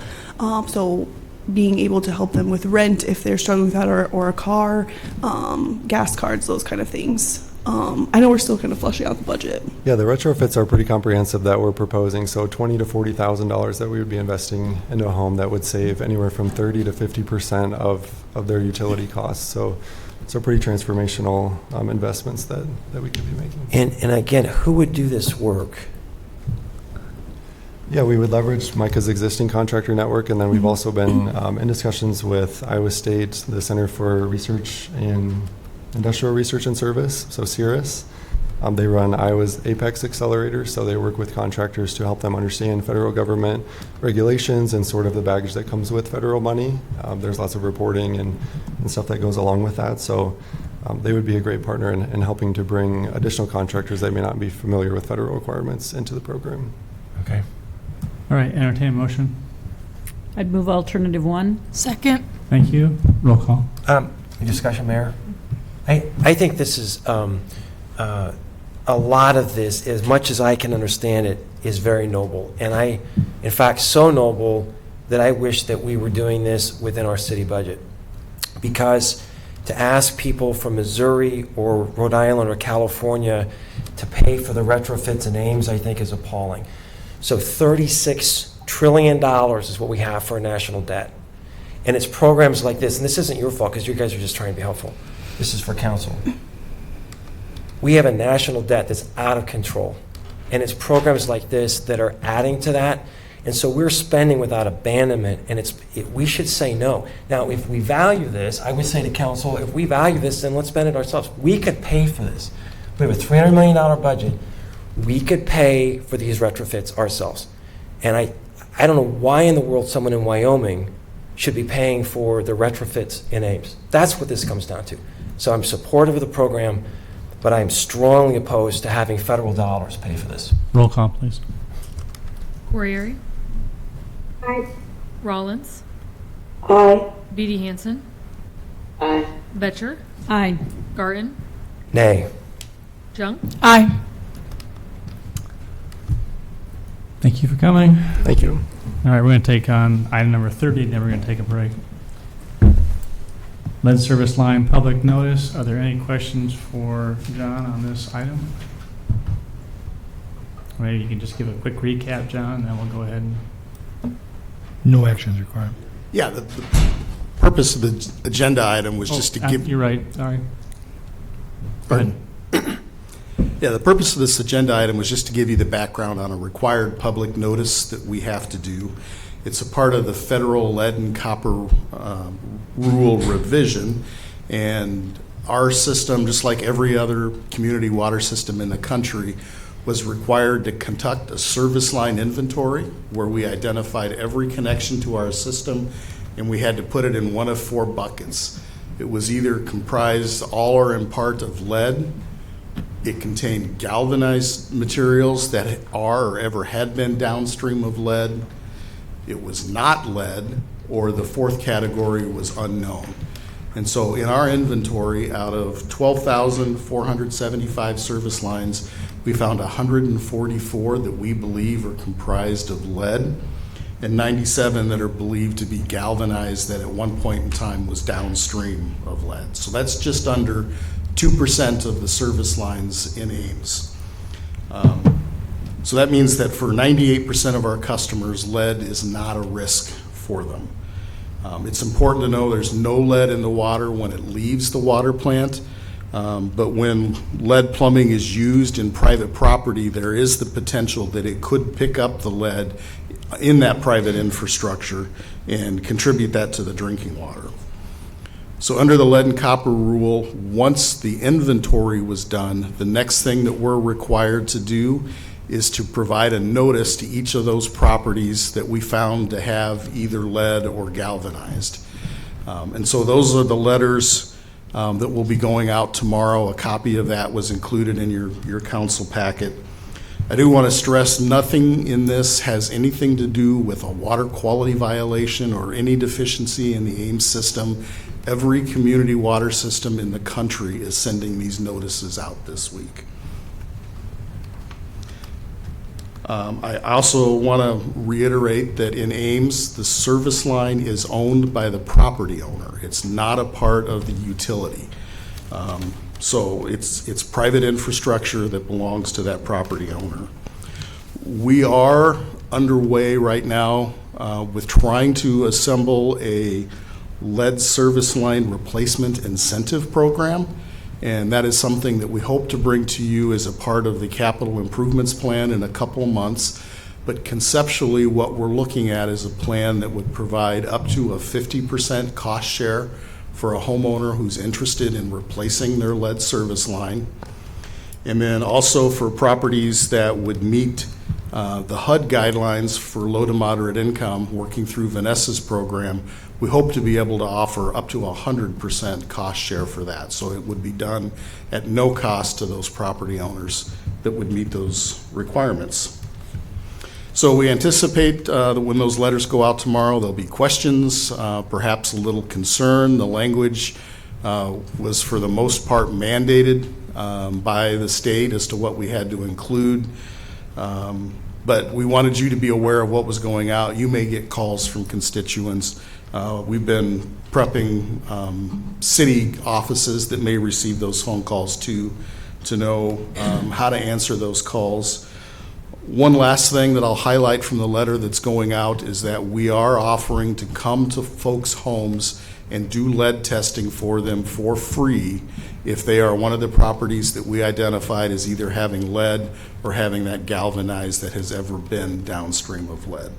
So all the information in the letter is available for them. I will note that on the letter, there's a QR code in the upper corner that takes you right to the city water plant page that addresses lead. So a copy of this letter will be there, so all of the links and everything that are shown in the letter are there digitally for folks, as well as links to other state and federal resources that people may be interested in. So that's a really high-level highlight, but I'd be glad to answer any questions for you. Thank you, John. Any questions? John, for the average homeowner, do you have an estimate on the amount it would take to remediate the lead lines? Yeah, on average, we're thinking it's about $10,000 per property. And of course, that's going to vary based on how far the house sits back or whether the water main is on your side of the street or the other side of the street. But that's a good average number. Okay. And do we have a map somewhere showing which properties have these lead service lines? So there is an old, outdated map that's on our website. We are working to get a new one up there. But on that website, that cityofames.org/lead, there is a listing of all of those 244 addresses. And so as I think about, so I help people buy real estate. So if somebody's part of their due diligence wants to know whether they're buying a property that at some point they're going to have a $10,000 or even $5,000 price tag, how are we making this easy for people to find out if that's part of what they're buying?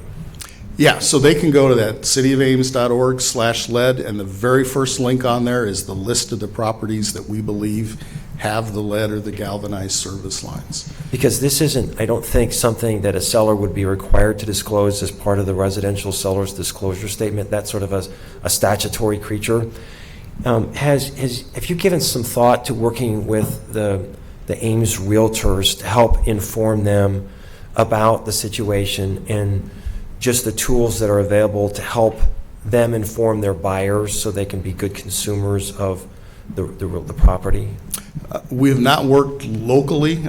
There is some work being done at the statewide level by the water trade associations to try to get lead service line disclosures in that residential property sale disclosure that you were mentioning. So, I mean, I'm just brainstorming with you. It just seems like, what would be the downside of reaching out? There's only a handful of real estate companies, and just reaching out to make sure that they know, because that's immediate. We don't have to wait for the legislature to act. We could work, and that would be something I think would be very helpful for our residents. If somebody they're renting now, they want to buy a house, and lo and behold, they find out about this on the other side. It's huge. Yeah. Yeah, if I was buying a property, I would absolutely want to ask that question before I made the purchase. Yeah. So I don't know if that's something you can do on your own, or you need a motion from council to do that. Do you think you need a motion from council? Personally, I don't. I think we can just do that. that. That's awesome. Thanks. Any other questions?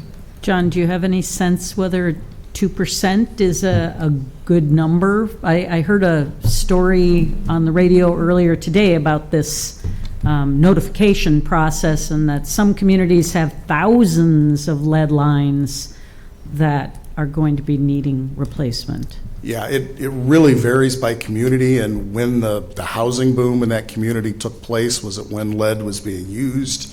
Was it after that? Anecdotally, at one point in time, I heard that the city of Sioux City had about 45% of their service lines that were lead. So there are communities where this is going to be a massive undertaking for them. Okay. Thank you very much, John. Appreciate it. Let's take a 10-minute recess. We'll reconvene back here at 8:25. The journals had a number of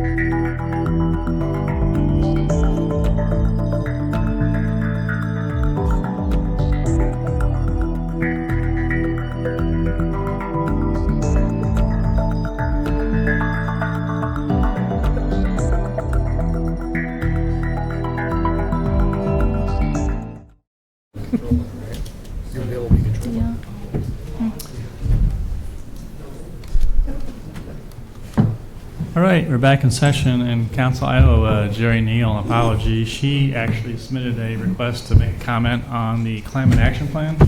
I did not catch it electronically, so I said we would go ahead and go back, let her make her comments, and then we'll move on to item number 31. Jerry, I'm sorry. Thank you. I decided I'm gonna make these comments, no matter what, right? Jerry Neal, 916 Ridgewood Avenue. First of all, I'm speaking on behalf of the Climate Action Team and members. And we're very happy to have Nolan on board and his team providing leadership for the Climate Action Plan.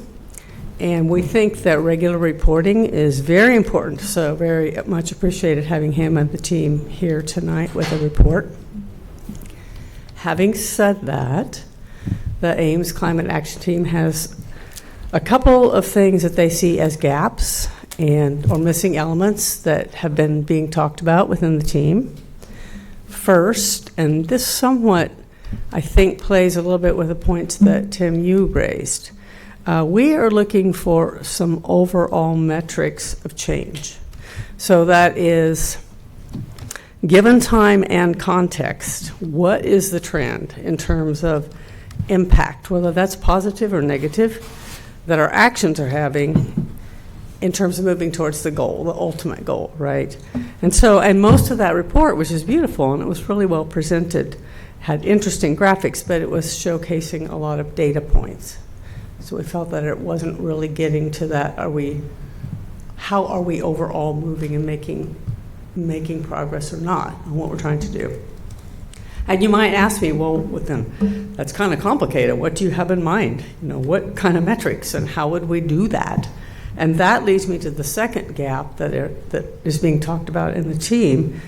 The CAP it's focused on the big ticket items that we can tie to our businesses, our city facilities, our infrastructure. And we even have the Business Leadership Task Force. But what we don't have is a citizen, non-business owner counterpart. So there is a community of people who have expertise, who have out-of-the-box thinking that can help both with how we translate success and how we activate community culture and action. So what do I mean by that? What I mean is that we could extend the pool of those who are thinking about possible solutions. Kind of advisory, I suppose. And we can help engage a larger segment of the population in our actions in kind of an ambassadorial sense. So I think there are two things in summary I want to point out here that have come up among many other things that could be talked about.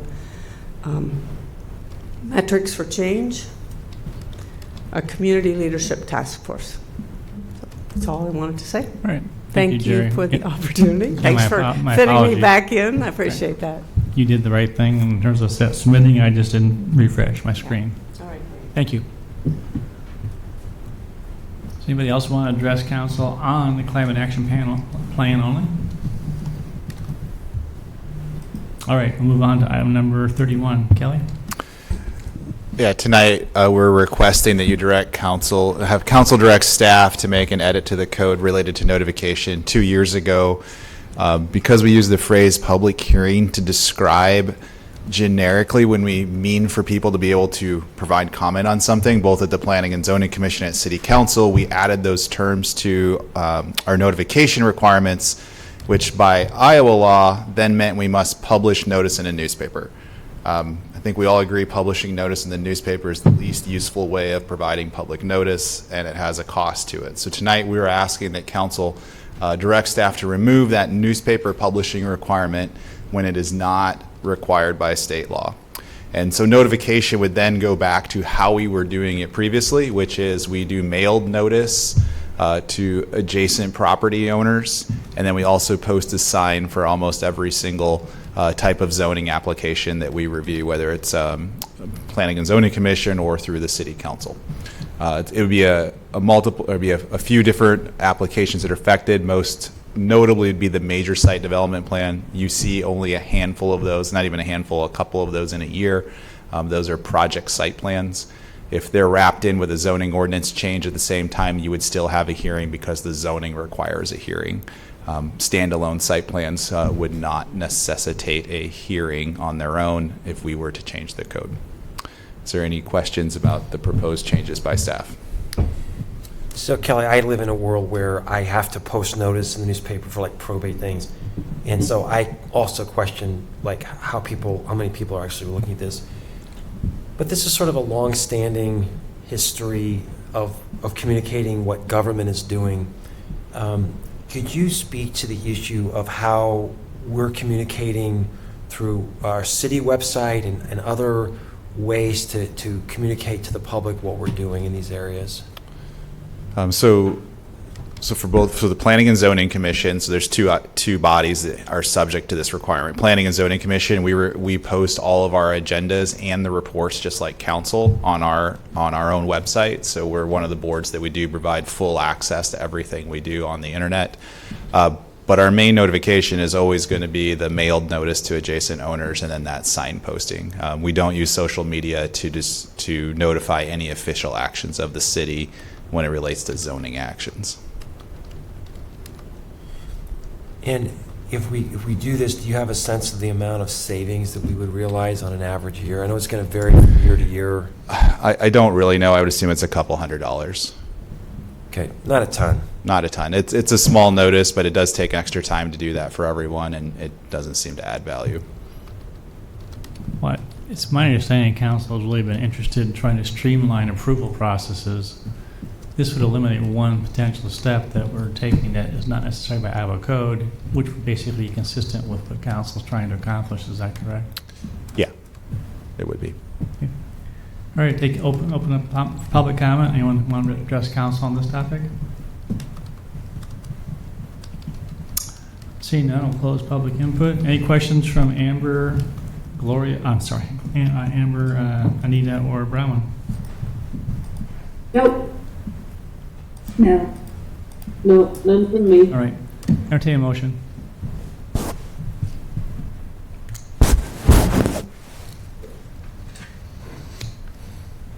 Is there a motion? I'll move alternative one. Thank you. Second. Second. All right. Who'd second? Roll call. Corriere, Aye. Rollins, Aye. Beatty Hansen, Aye. Betcher, Aye. Garten, Aye. Junk, Aye. Thank you. Move on to item number 32, approving plat of survey for 6210 East Lincoln Way and resolution approving plat of survey for section 09 Township 83 Range 23 Southeast Northeast along 590th Avenue. Quick overview. This is kind of a unique story. It's a little hard to read on the screen, but the city boundary runs north-south on that section line that's turquoise up on that screen. You can see two triangles that are formed by the section line and then a drainage channel. Each of the property owners thought that they controlled land in relation to their property line being with the drainage channel, not the section line. So recently a project was looking to get access through a property, and they realized that they were talking to the wrong property owner. And so the Breckys and the Knutsons have proposed ultimately to, after this plat of survey, if it is approved by council, they will swap the triangles so that their land is now controlled on each side of the drainage channel appropriately with where their main property holdings are. So to do this, one of the properties is in the city, one of the properties is in the county. So they are both asking to be able to waive subdivision process to approve these two triangles to be created. They will be ag use only, so there's no development potential, and that would facilitate this land swap occurring. So staff believes because of the ag use here and the unique conditions with the drainage channel that it is appropriate to waive the standards for a subdivision and allow this plat of survey to go through. It is two separate resolutions, one for each property.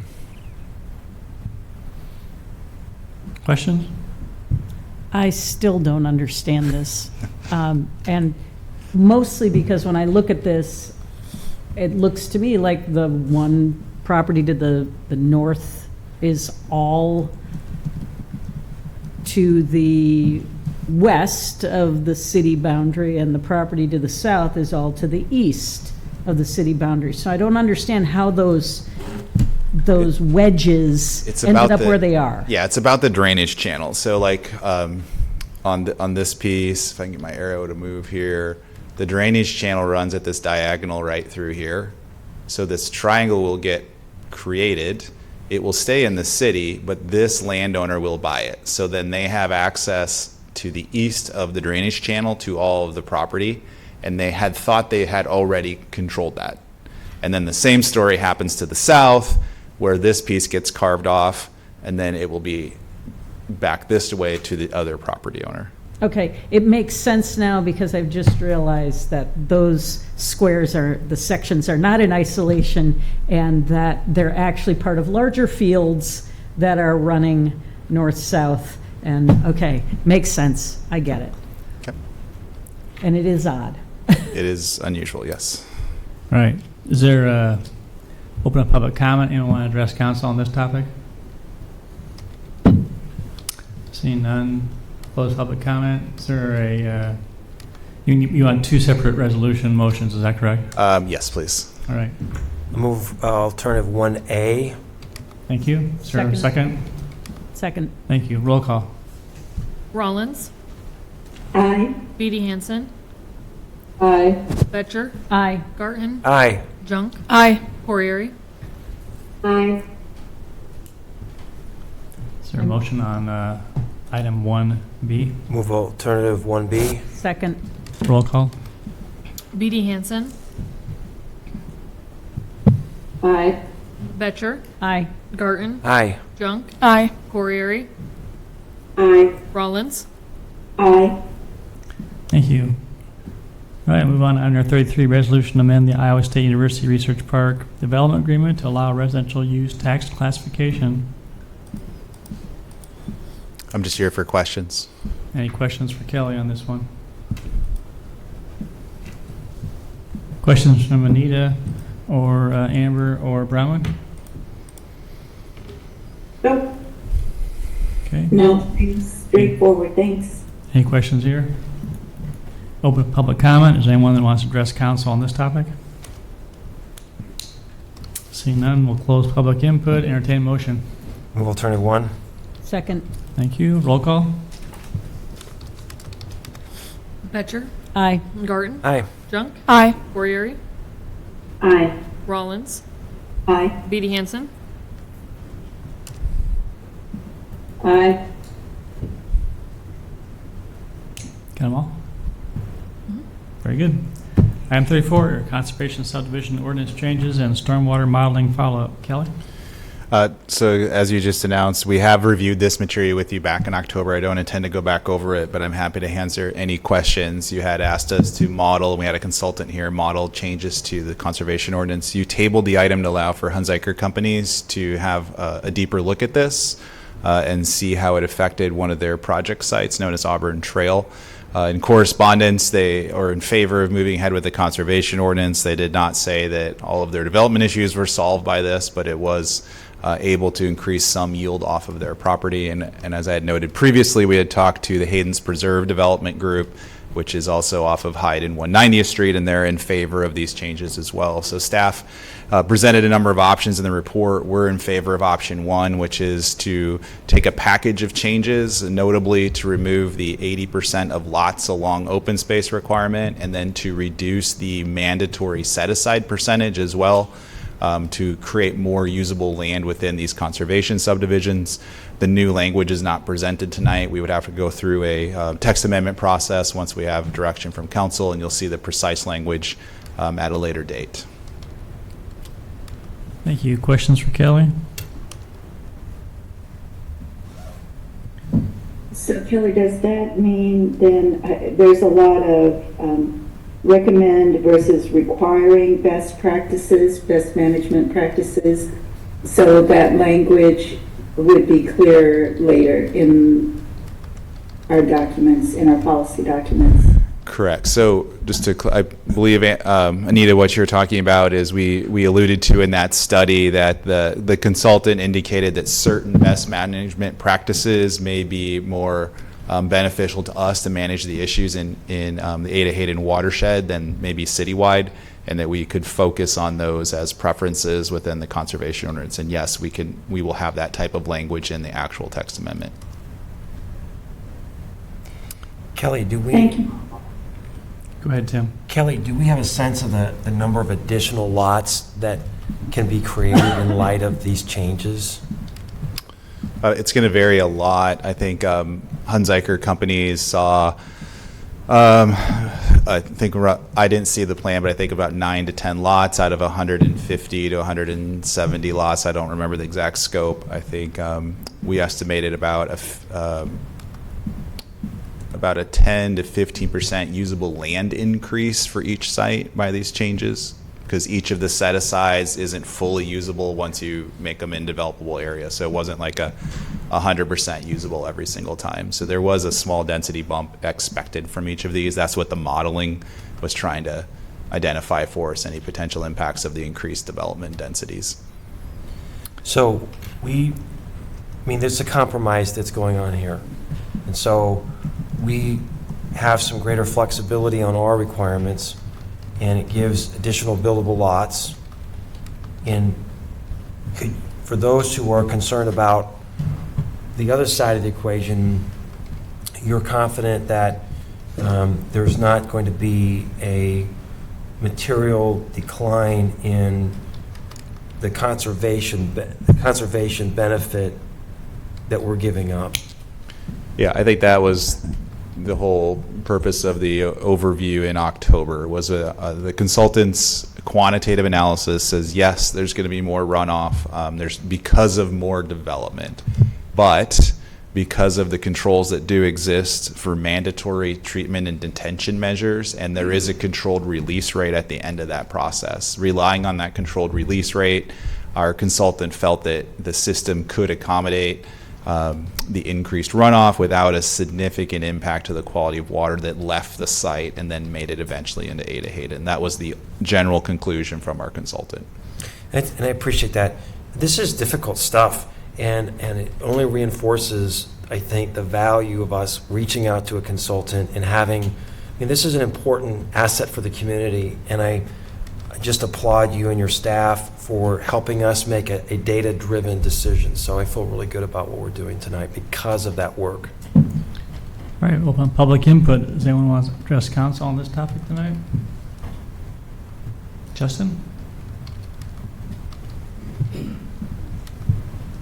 Thank you for participating, looking at this too, and we appreciate your feedback. So please go ahead. Absolutely. Justin Dodge, Hunziker Companies, 105 South 16th Street. Appreciate all the efforts and certainly your support in making these modifications to the Conservation Subdivision Ordinance. We did correspond with Kelly as soon as we got through some analysis. We did see an increase in lots, as Kelly indicated, not quite near what makes this project a go for us. The fact that this project, well, Auburn Trail for us, which has nothing to do with, in the circumstances have nothing to do with the ordinance, and that's what we wanted to communicate back. So Auburn Trail in particular has, I think it's almost $2.5 million in offsite expenses before we get to the farm, in between helping to pay for Hyde Avenue, sanitary sewer connection fees, water connection fees, Xenia Rural Water buyout, turn lanes, stoplights on Bloomington and Hyde. And so those are the things that we were trying to overcome. And like I said, we were able to gain additional lots with the proposed changes. So certainly appreciate that. But we are continuing to look at other ways to make Auburn Trail a go. So anyway. But as I said before, appreciate you guys looking at this ordinance and appreciate all the efforts that staff had in reviewing this ordinance. Thanks, Justin. Thank you. Taylor, you raised your hand. And then we'll get to you, Jerry. Go ahead, Taylor.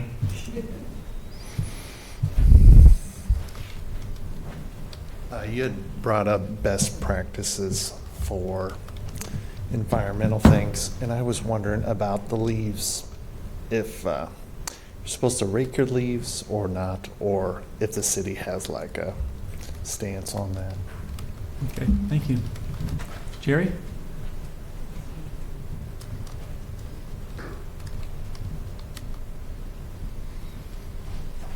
Jerry Neal, 916 Ridgewood.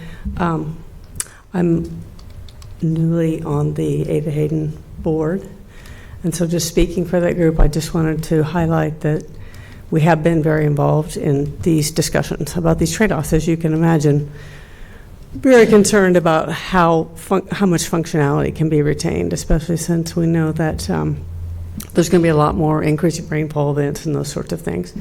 So we are supporting the staff's recommendation and just want to emphasize how important the options that are being listed in the attachment, those extra little amendments that we're thinking about, that's a very important part of that decision. So thank you. Thank you. And Jerry, I just want to say on behalf of the council, we appreciate the Friends of Ada Hayden and your commitment to that. We call it a crown jewel, in my opinion, and the point is that appreciate you coming out and supporting, because we want to work together, and I think that it says in the staff report, staff will work with Ada Hayden and continue to work with them, I think, during their ordinance drafting. All right, any other public input related to this particular item?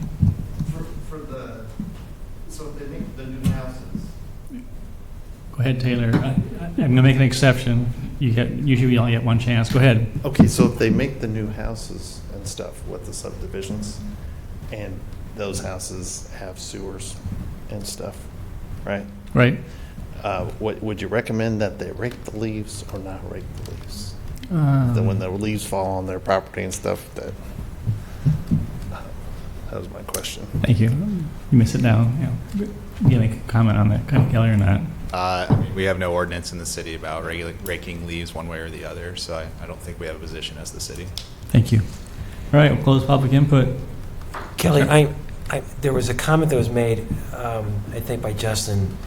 Is this subdivision going to go forward now then, even with these changes? Justin said at this point in time they don't view it as financially feasible. So we've worked pretty hard to go through this review process, and maybe I misunderstood. I thought that this was the piece that was needed in order to make the project go forward, and that this is my first time to learn tonight that's not the case. That's what we learned last week whenever I received an email or a correspondence from Hunziker Companies. I think the AEDC put this forward to you assuming that was the situation. I mean, as Justin said, it does increase revenue for the project, but they still have some financial obstacles to proceeding. So, I guess I'm looking for direction. I mean, is this? Well, I think it's my opinion. I think this is a piece of the puzzle, and the point is that we got to basically look at. I mean, we have seen incredible inflation on our projects. Builders have seen big inflation on projects.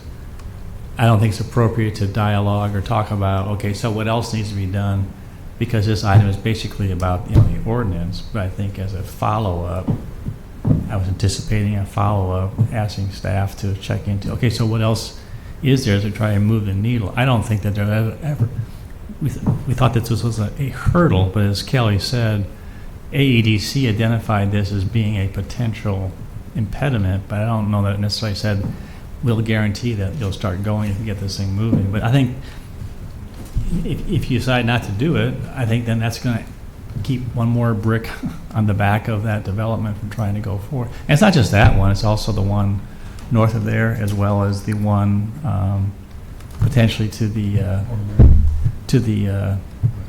west. Borgmeyer. So there's 3 development sites that are significantly affected by the conservation ordinance. I put them up on the screen. So it's may not exactly fix Auburn Trail. Hayden's Preserve, again, they're the same situation. They've said this helps. They'll redesign with this, and they'll see where they stand as well. And then Borgmeyer is yet to be determined. It's just been recently put under option for consideration of development and annexation. Okay. I apologize, maybe I just misunderstood this from the beginning. I thought this was I think it was piece, portrayed missing that. piece. I think it was portrayed that way last spring. Okay. That's not, I would agree with Kelly. It's not unfair, but I think the point is it's come to light that there's more impediments, so let's just deal with this issue and then. Correct. Yeah, I would say make your decision based on this particular information that we've done, just solely about stormwater management, not about other issues at this point. I think the question becomes, do we have confidence that these changes do not negatively impact our ability to protect the Ada Hayden, the ecosystem there, but also our backup water supply? And it sounds like we have confidence that using best stormwater management practices, we can maintain the quality of Ada Hayden. Right. So. And thanks to Jerry coming out and just saying that they support, they're comfortable with that. So I think the point is, well said, Gloria. My main concern was that we not compromise anything. And if there is the added bonus that we are helping to facilitate more development that can add to our tax base, then I guess it's a positive thing. Thank you. All right, is there a motion? Move alternative 1. Thank you. Second. Actually, so alternative 1 will you, for the record, would be option 1. Roll call. Garten. Aye. Junk. Aye. Corriere. Aye. Rollins. Aye. Beatty Hansen. Aye. Betcher. Aye. Very good. Thank you. Thanks, Kelly. Welcome. All right, move on to item number 35, public hearing on FY 24-25 water treatment plant lime ponds under drain improvement project. Does that answer questions? Any questions for staff? Declare public hearing on this project to be open. Is there anyone who wants to address council on the water treatment plant lime pond under drain improvement project? Seeing none, declare the public hearing to be closed. Entertain a motion accepting report of bids. So moved. Second. Thank you. Roll call.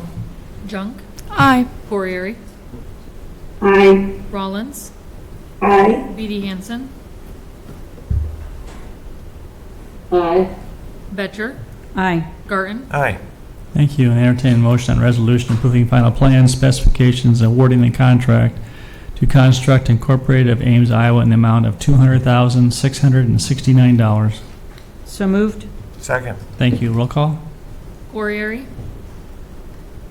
Aye. Rollins. Aye. Beatty Hansen. Aye. Betcher. Aye. Garten. Aye. Junk. Aye. Thank you. Move on to item number 36, hearing a mini pitch project at Lloyd Kurtz Park. Keith? Yeah, a lot of information in the council action form, and we were here in September. Council approved the plans and specifications. We put those out for bid. We had 4 bid packages. We did receive bids for package 1, 2, and 4, or 1, 3, and 4. Sorry. Package number 2, which was for the mini pitch system itself, the court, the lighting. We did receive no bids on that. We did talk to some firms that were interested in it, and there was miscommunication amongst the staff at one of the firms, and they said that they will put a bid in if this was rebid. So with it, what we're doing or asking council to do tonight is just accept a report of bids, direct staff to rebid package number 2, and then approve plans and specifications for bid package number 2 so we can put it back out. We would bring back the total package to council on December 10th at that meeting. Thank you. Questions? I don't have a question, but I do have a concern. I think Bronwyn brought this up at the last meeting when we discussed this. And this project has just ballooned in cost. And when I looked back at the initial estimates, I think we could have gotten 2 mini pitches for the price that we see as the estimate now. And I just don't know that I'm in for that amount. And we have an opportunity to stop the process now and then in the future look at raising funds to add a mini pitch. But it is just, it's one of those instances where a project that sounds good at 175,000 does not sound nearly as good at 360,000. Yeah.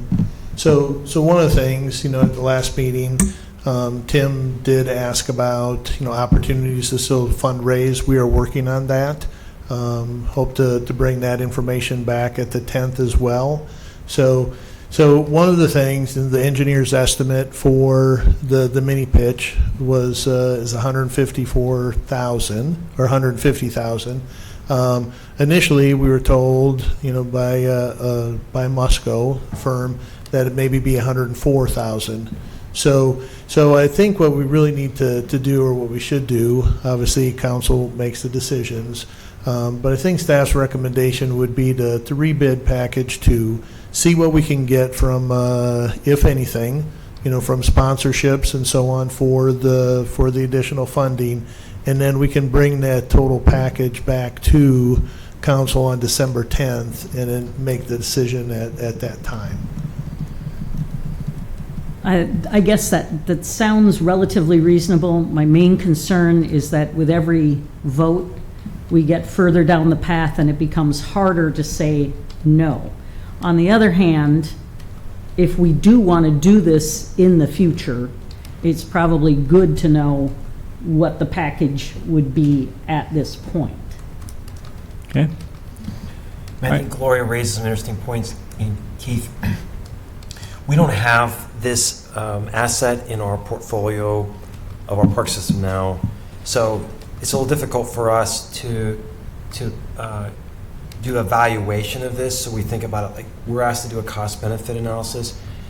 Could you give us briefly a sense of how this amenity would fit into the portfolio of Parks and Rec assets, and could you just give us a sense of it? Because I'm not being dismissive of Gloria's point. I appreciate the fact that she's sensitive to the budget. I'm with her on that. Could you speak to that? Yeah. So like you said, it is something that we don't have in the park system right now. It is something that a lot of other communities within Iowa have done, and a lot of those communities, once they put in one, they've put in 2, sometimes 3, sometimes 4. So I think that speaks, without, I think we have to look at what other communities are doing, and the fact that they're putting them in and then adding additional courts, I think speaks to the fact that they are being used, that they are wanted in their communities. I think we will see that same usage, but I don't have a crystal ball. I don't know for sure, right. But that's what we're seeing from other communities. Your Parks and Rec board was pretty strong on this. Yeah, you mean the commission? Yeah, I'm sorry, yes. Yes. Yeah, the Parks and Recreation Commission is for this. Would like to see it in the park system. Okay, thanks. Yep. Any questions or comments from Amber, Brahman, or Anita? Nope. No, I think seeing what we find out on December 10th will be helpful. Thank you. Brahman? No question for me, thank you. Thank you. All right, declare a public hearing on the mini pitch project at Lloyd Kurtz Park, 3710 Hyde Avenue to be open. Is there anyone who wants to address council on this topic? Seeing and hearing now, declare a public hearing to be closed. Is there a motion on one of the alternatives? I move alternative 1. Thank you. Is there a second? Second. All right, seconded. All right. Roll call, please. Rollins. Aye. Beatty Hansen. Aye. Betcher. Aye. Garten. Aye. Junk. Aye. Corriere. Aye. Thank you. Thank you. Thank you, Keith. All right, move on to item number 37, hearing of Ames City Hall interior updates phase 2. Any questions for Corey on this? Hearing none, declare the public hearing on the Ames City Hall interior updates Phase 2 to be open. Is there anyone who wants to address council on this? Seeing none, declare the public hearing to be closed. Entertain a motion accepting report of bids. So Go ahead. So moved. Second. Thank you. Roll call. Beatty Hansen, Aye. Betcher, Aye. Garten, Aye. Junk, Aye. Corriere, Rollins, Aye. Thank you. We'll move on to disposition of communications to council. And we have a number of letters. The first is a letter or an email from Megan Schroeder regarding pavement removal and replacement at Curtis, Marston, and Roosevelt Avenue. Steve, do you have a Yeah, we need recommendation? to get a memo to the council first from Public Works. Is there a motion? So moved. Second. Those in favor say aye. Aye. Aye. Any opposed? Next is an email from Maddie Nasuti regarding request for hiring additional police officers.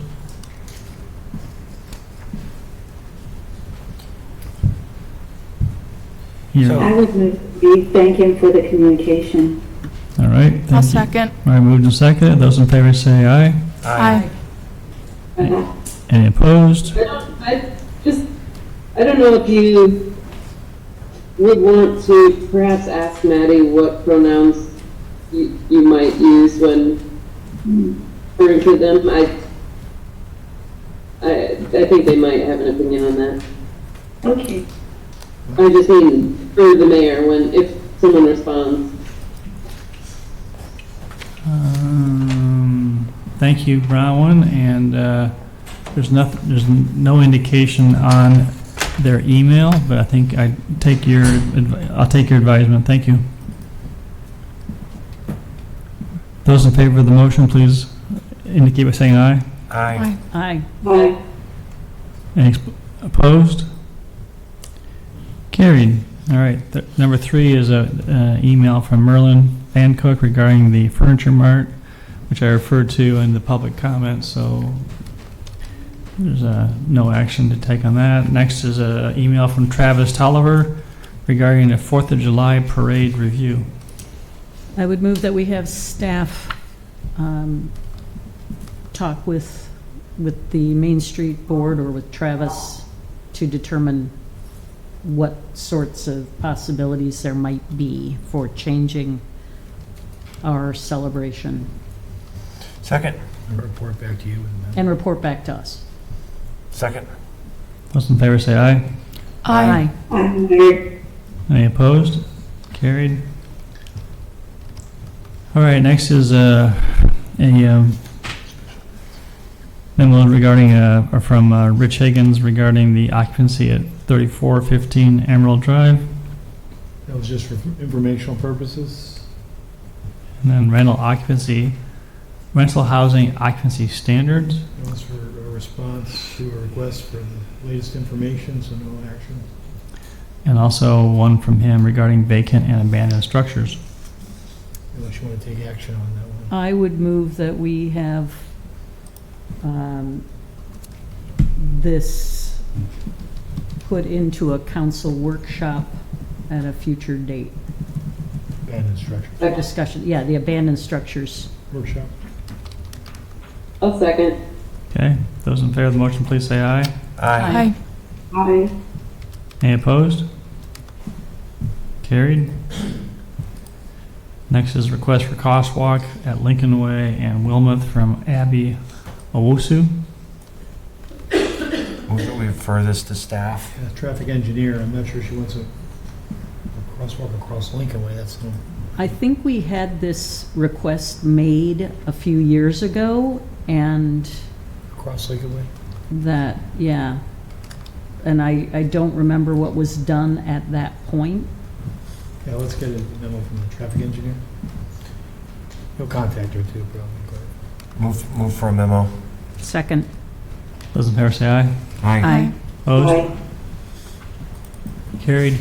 Next is Kelly Renaissance Fair text amendment request. Is there any interest in that or not? This would be for all. We don't have a memo yet, do we? Yeah, we do. That's a text. That's the memo. Oh. That's what you want to put on the agenda. I move we put this on a future agenda. Second. Those in favor say aye. Aye. Aye. Any opposed? And last is a request for an all-way stop at intersection Ada Hayden Road and McFarland Avenue is a response to a request from constituent. I would move we put this on a future agenda. Is there a second? Second. I did ask Steve, is it just a matter of adding 2 stop signs? And Seems like it.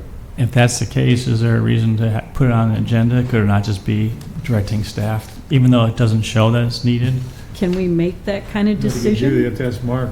It's not on the agenda. All right, future agenda, it is. All right, those in favor say aye. Aye. Aye. Any opposed? Is this the one that we had like a bunch of people signing a petition for? Yes. So do we have a point of contact for that group just to make sure they know this is going to be on the agenda? Yes. One person. Would you make sure that, actually, you and I can chat afterward, but it's a very good point. Yep. Actually, it's a number of these when they're going to be on a future agenda. We're trying to get a process put in place.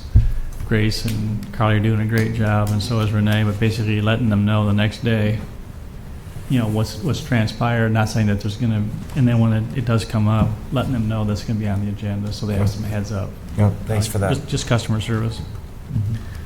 All right, next report of governing bodies. Any report from Discover Ames?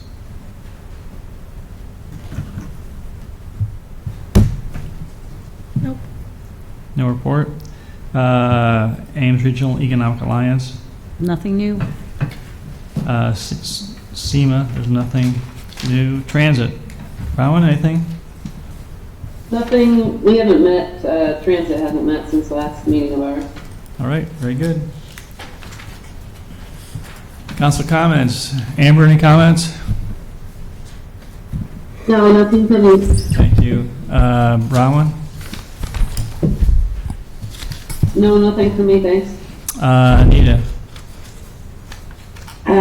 Nothing tonight. Thank you. Gloria? Jerry Neal mentioned a couple of things that the Ames Climate Action Team had identified as concerns or gaps, and I just want to make sure that that information gets communicated to Nolan and to his team, and I don't know how that happens. I mean, are they going to be checking in on what was done after that interval? I mean, Jerry's comment came kind of in the middle of the meeting, so can we make sure that the make a metrics? Yes, I would move that we notify Nolan about the Ames Climate Action Team's input and put him in touch with Jerry if she has additional information to share. Second. Okay, those in favor say aye. Aye. Any opposed? Carried. And that's it. Tim? Nothing. Nothing tonight? Emily? Okay, guys, buckle up.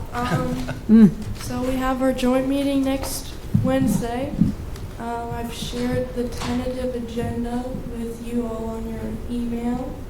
I did talk to Rachel a little bit. We're going to take the stoplight camera thing out of the agenda. I spoke to Chief Buff earlier today about the stoplights, and I'm just going to write a memo for the senators on that. And then we're going to move the utility thing to sustainability. Yeah. And then we'll just discuss that more then. And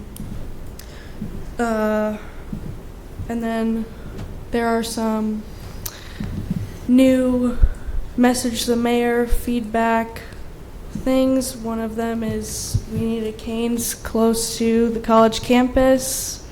I'm sure we'll see more of those throughout the year. And then another thing was someone suggested that more apartments be built along the borders of Ames. I think that kind of connects to item 33 today with the Research Park residential stuff. And then we talked a little bit later on about the residential stuff near Ada Hayden, so I'll get back to them on that, saying that that's kind of something. Could you clarify? I misunderstood. What's the proposal about building more apartments where? Along the borders of Ames, an effort to increase permanent residence and encourage students to stay in Ames after they graduate. I think they're just kind of trying to say like more apartments in Ames. I think they're kind of thinking Central Ames is just campus, when I mean there are plenty more like north of here and that way, but I'm not sure exactly what they mean about borders. But well, this is encouraging news. They want to stay in Ames. Yeah, I like that too. They just probably want to have apartments that may not be on close campus. or on campus or close to other college students, right? Yeah. A professional workforce housing. Yeah, that's kind of what I was thinking, but I will get back to them on that. And then anything you guys want to change or maybe add to the agenda, please let me know. I'm going to get it to Renee and Carly and Grace 2 days before is kind of what we're thinking, so that I have enough time to prep the senators on that change too. So by end of the weekend. Yeah, end of the weekend. Emily, can you explain what electrical bill changes refers to? Yeah, that was kind of talking about how we talked earlier in the year about switching to a time of use thing. I think there are going to be some questions about what the timeline is for that and how that affects like the students' utility bills and all that, and just what we're looking at for a timeline and how that's going to be. That's kind of what they're looking at there, because I mentioned that we talked about that a little while ago, but I know we're not quite jumping on that for a little while. We can probably do some research with DonCom and get some information ahead of time too. So. And parking violation increases, is that specifically about game day parking? Yeah, that they just kind of, I think they'll want to know like how are they going to know which events, because I think we switched it to event parking. How will they know which events apply, and then how that will be communicated, and then what's the criteria for those events also. We'll appreciate these in advance, because then we can do a little research and have answers from the appropriate staff people. Yeah, sorry if that's so late, guys. No, it's all right. And by the way, what time is this meeting? 5 p.m. in the Memorial Union Sunroom. How long is it going to go for? I told them that we get you for 2 hours, so from 5 to 7. And if we cut off earlier, that's perfectly fine with me also. All right. Very good. Thanks for organizing that. All right. I just want to publicly thank Tim for your leadership on the Ames Patriotic Council. Fantastic Veterans Day program yesterday, and happened to see the school superintendent today and commended him on the Ames choral that group that came and sang, and the band, the speaker, everything was just fantastic. Good job, and it was an outstanding program from 11 to about 11:45. Not too long, not too short, and I think that hopefully veterans feel very appreciated. That main speaker, Madison Liss, just knocked the ball out of the park. She was terrific. Yeah. Anyway, all right. With that, Mark, does council have justification to go into closed session? Yes, you do. In fact, there are 2 issues to discuss in closed sessions. There are 2 Iowa Code provisions that apply, one to one issue and one to the other issue. First, Iowa Code Section 21.51C allows the council to go into closed session to discuss matters that are presently in litigation. And then Iowa Code Section 21.51J allows the council to go into closed session to discuss the purchase of real estate, potential purchase of real estate. So those are two issues that need to be discussed. I just want to emphasize that the Iowa Code does not require that we hold separate closed sessions for two different things. So we're combining them into one closed session, but two different issues. So yes, you do have the authority to go into closed session. Thank you. Is there a motion to go into closed session? Move to go into closed session. Second. Thank you. Roll call. Betcher. Aye. Garten. Aye. Junk. Aye. Corriere. Aye. Rollins. Aye. Beatty Hansen. Aye. All right. Very good. All right, guys. Thank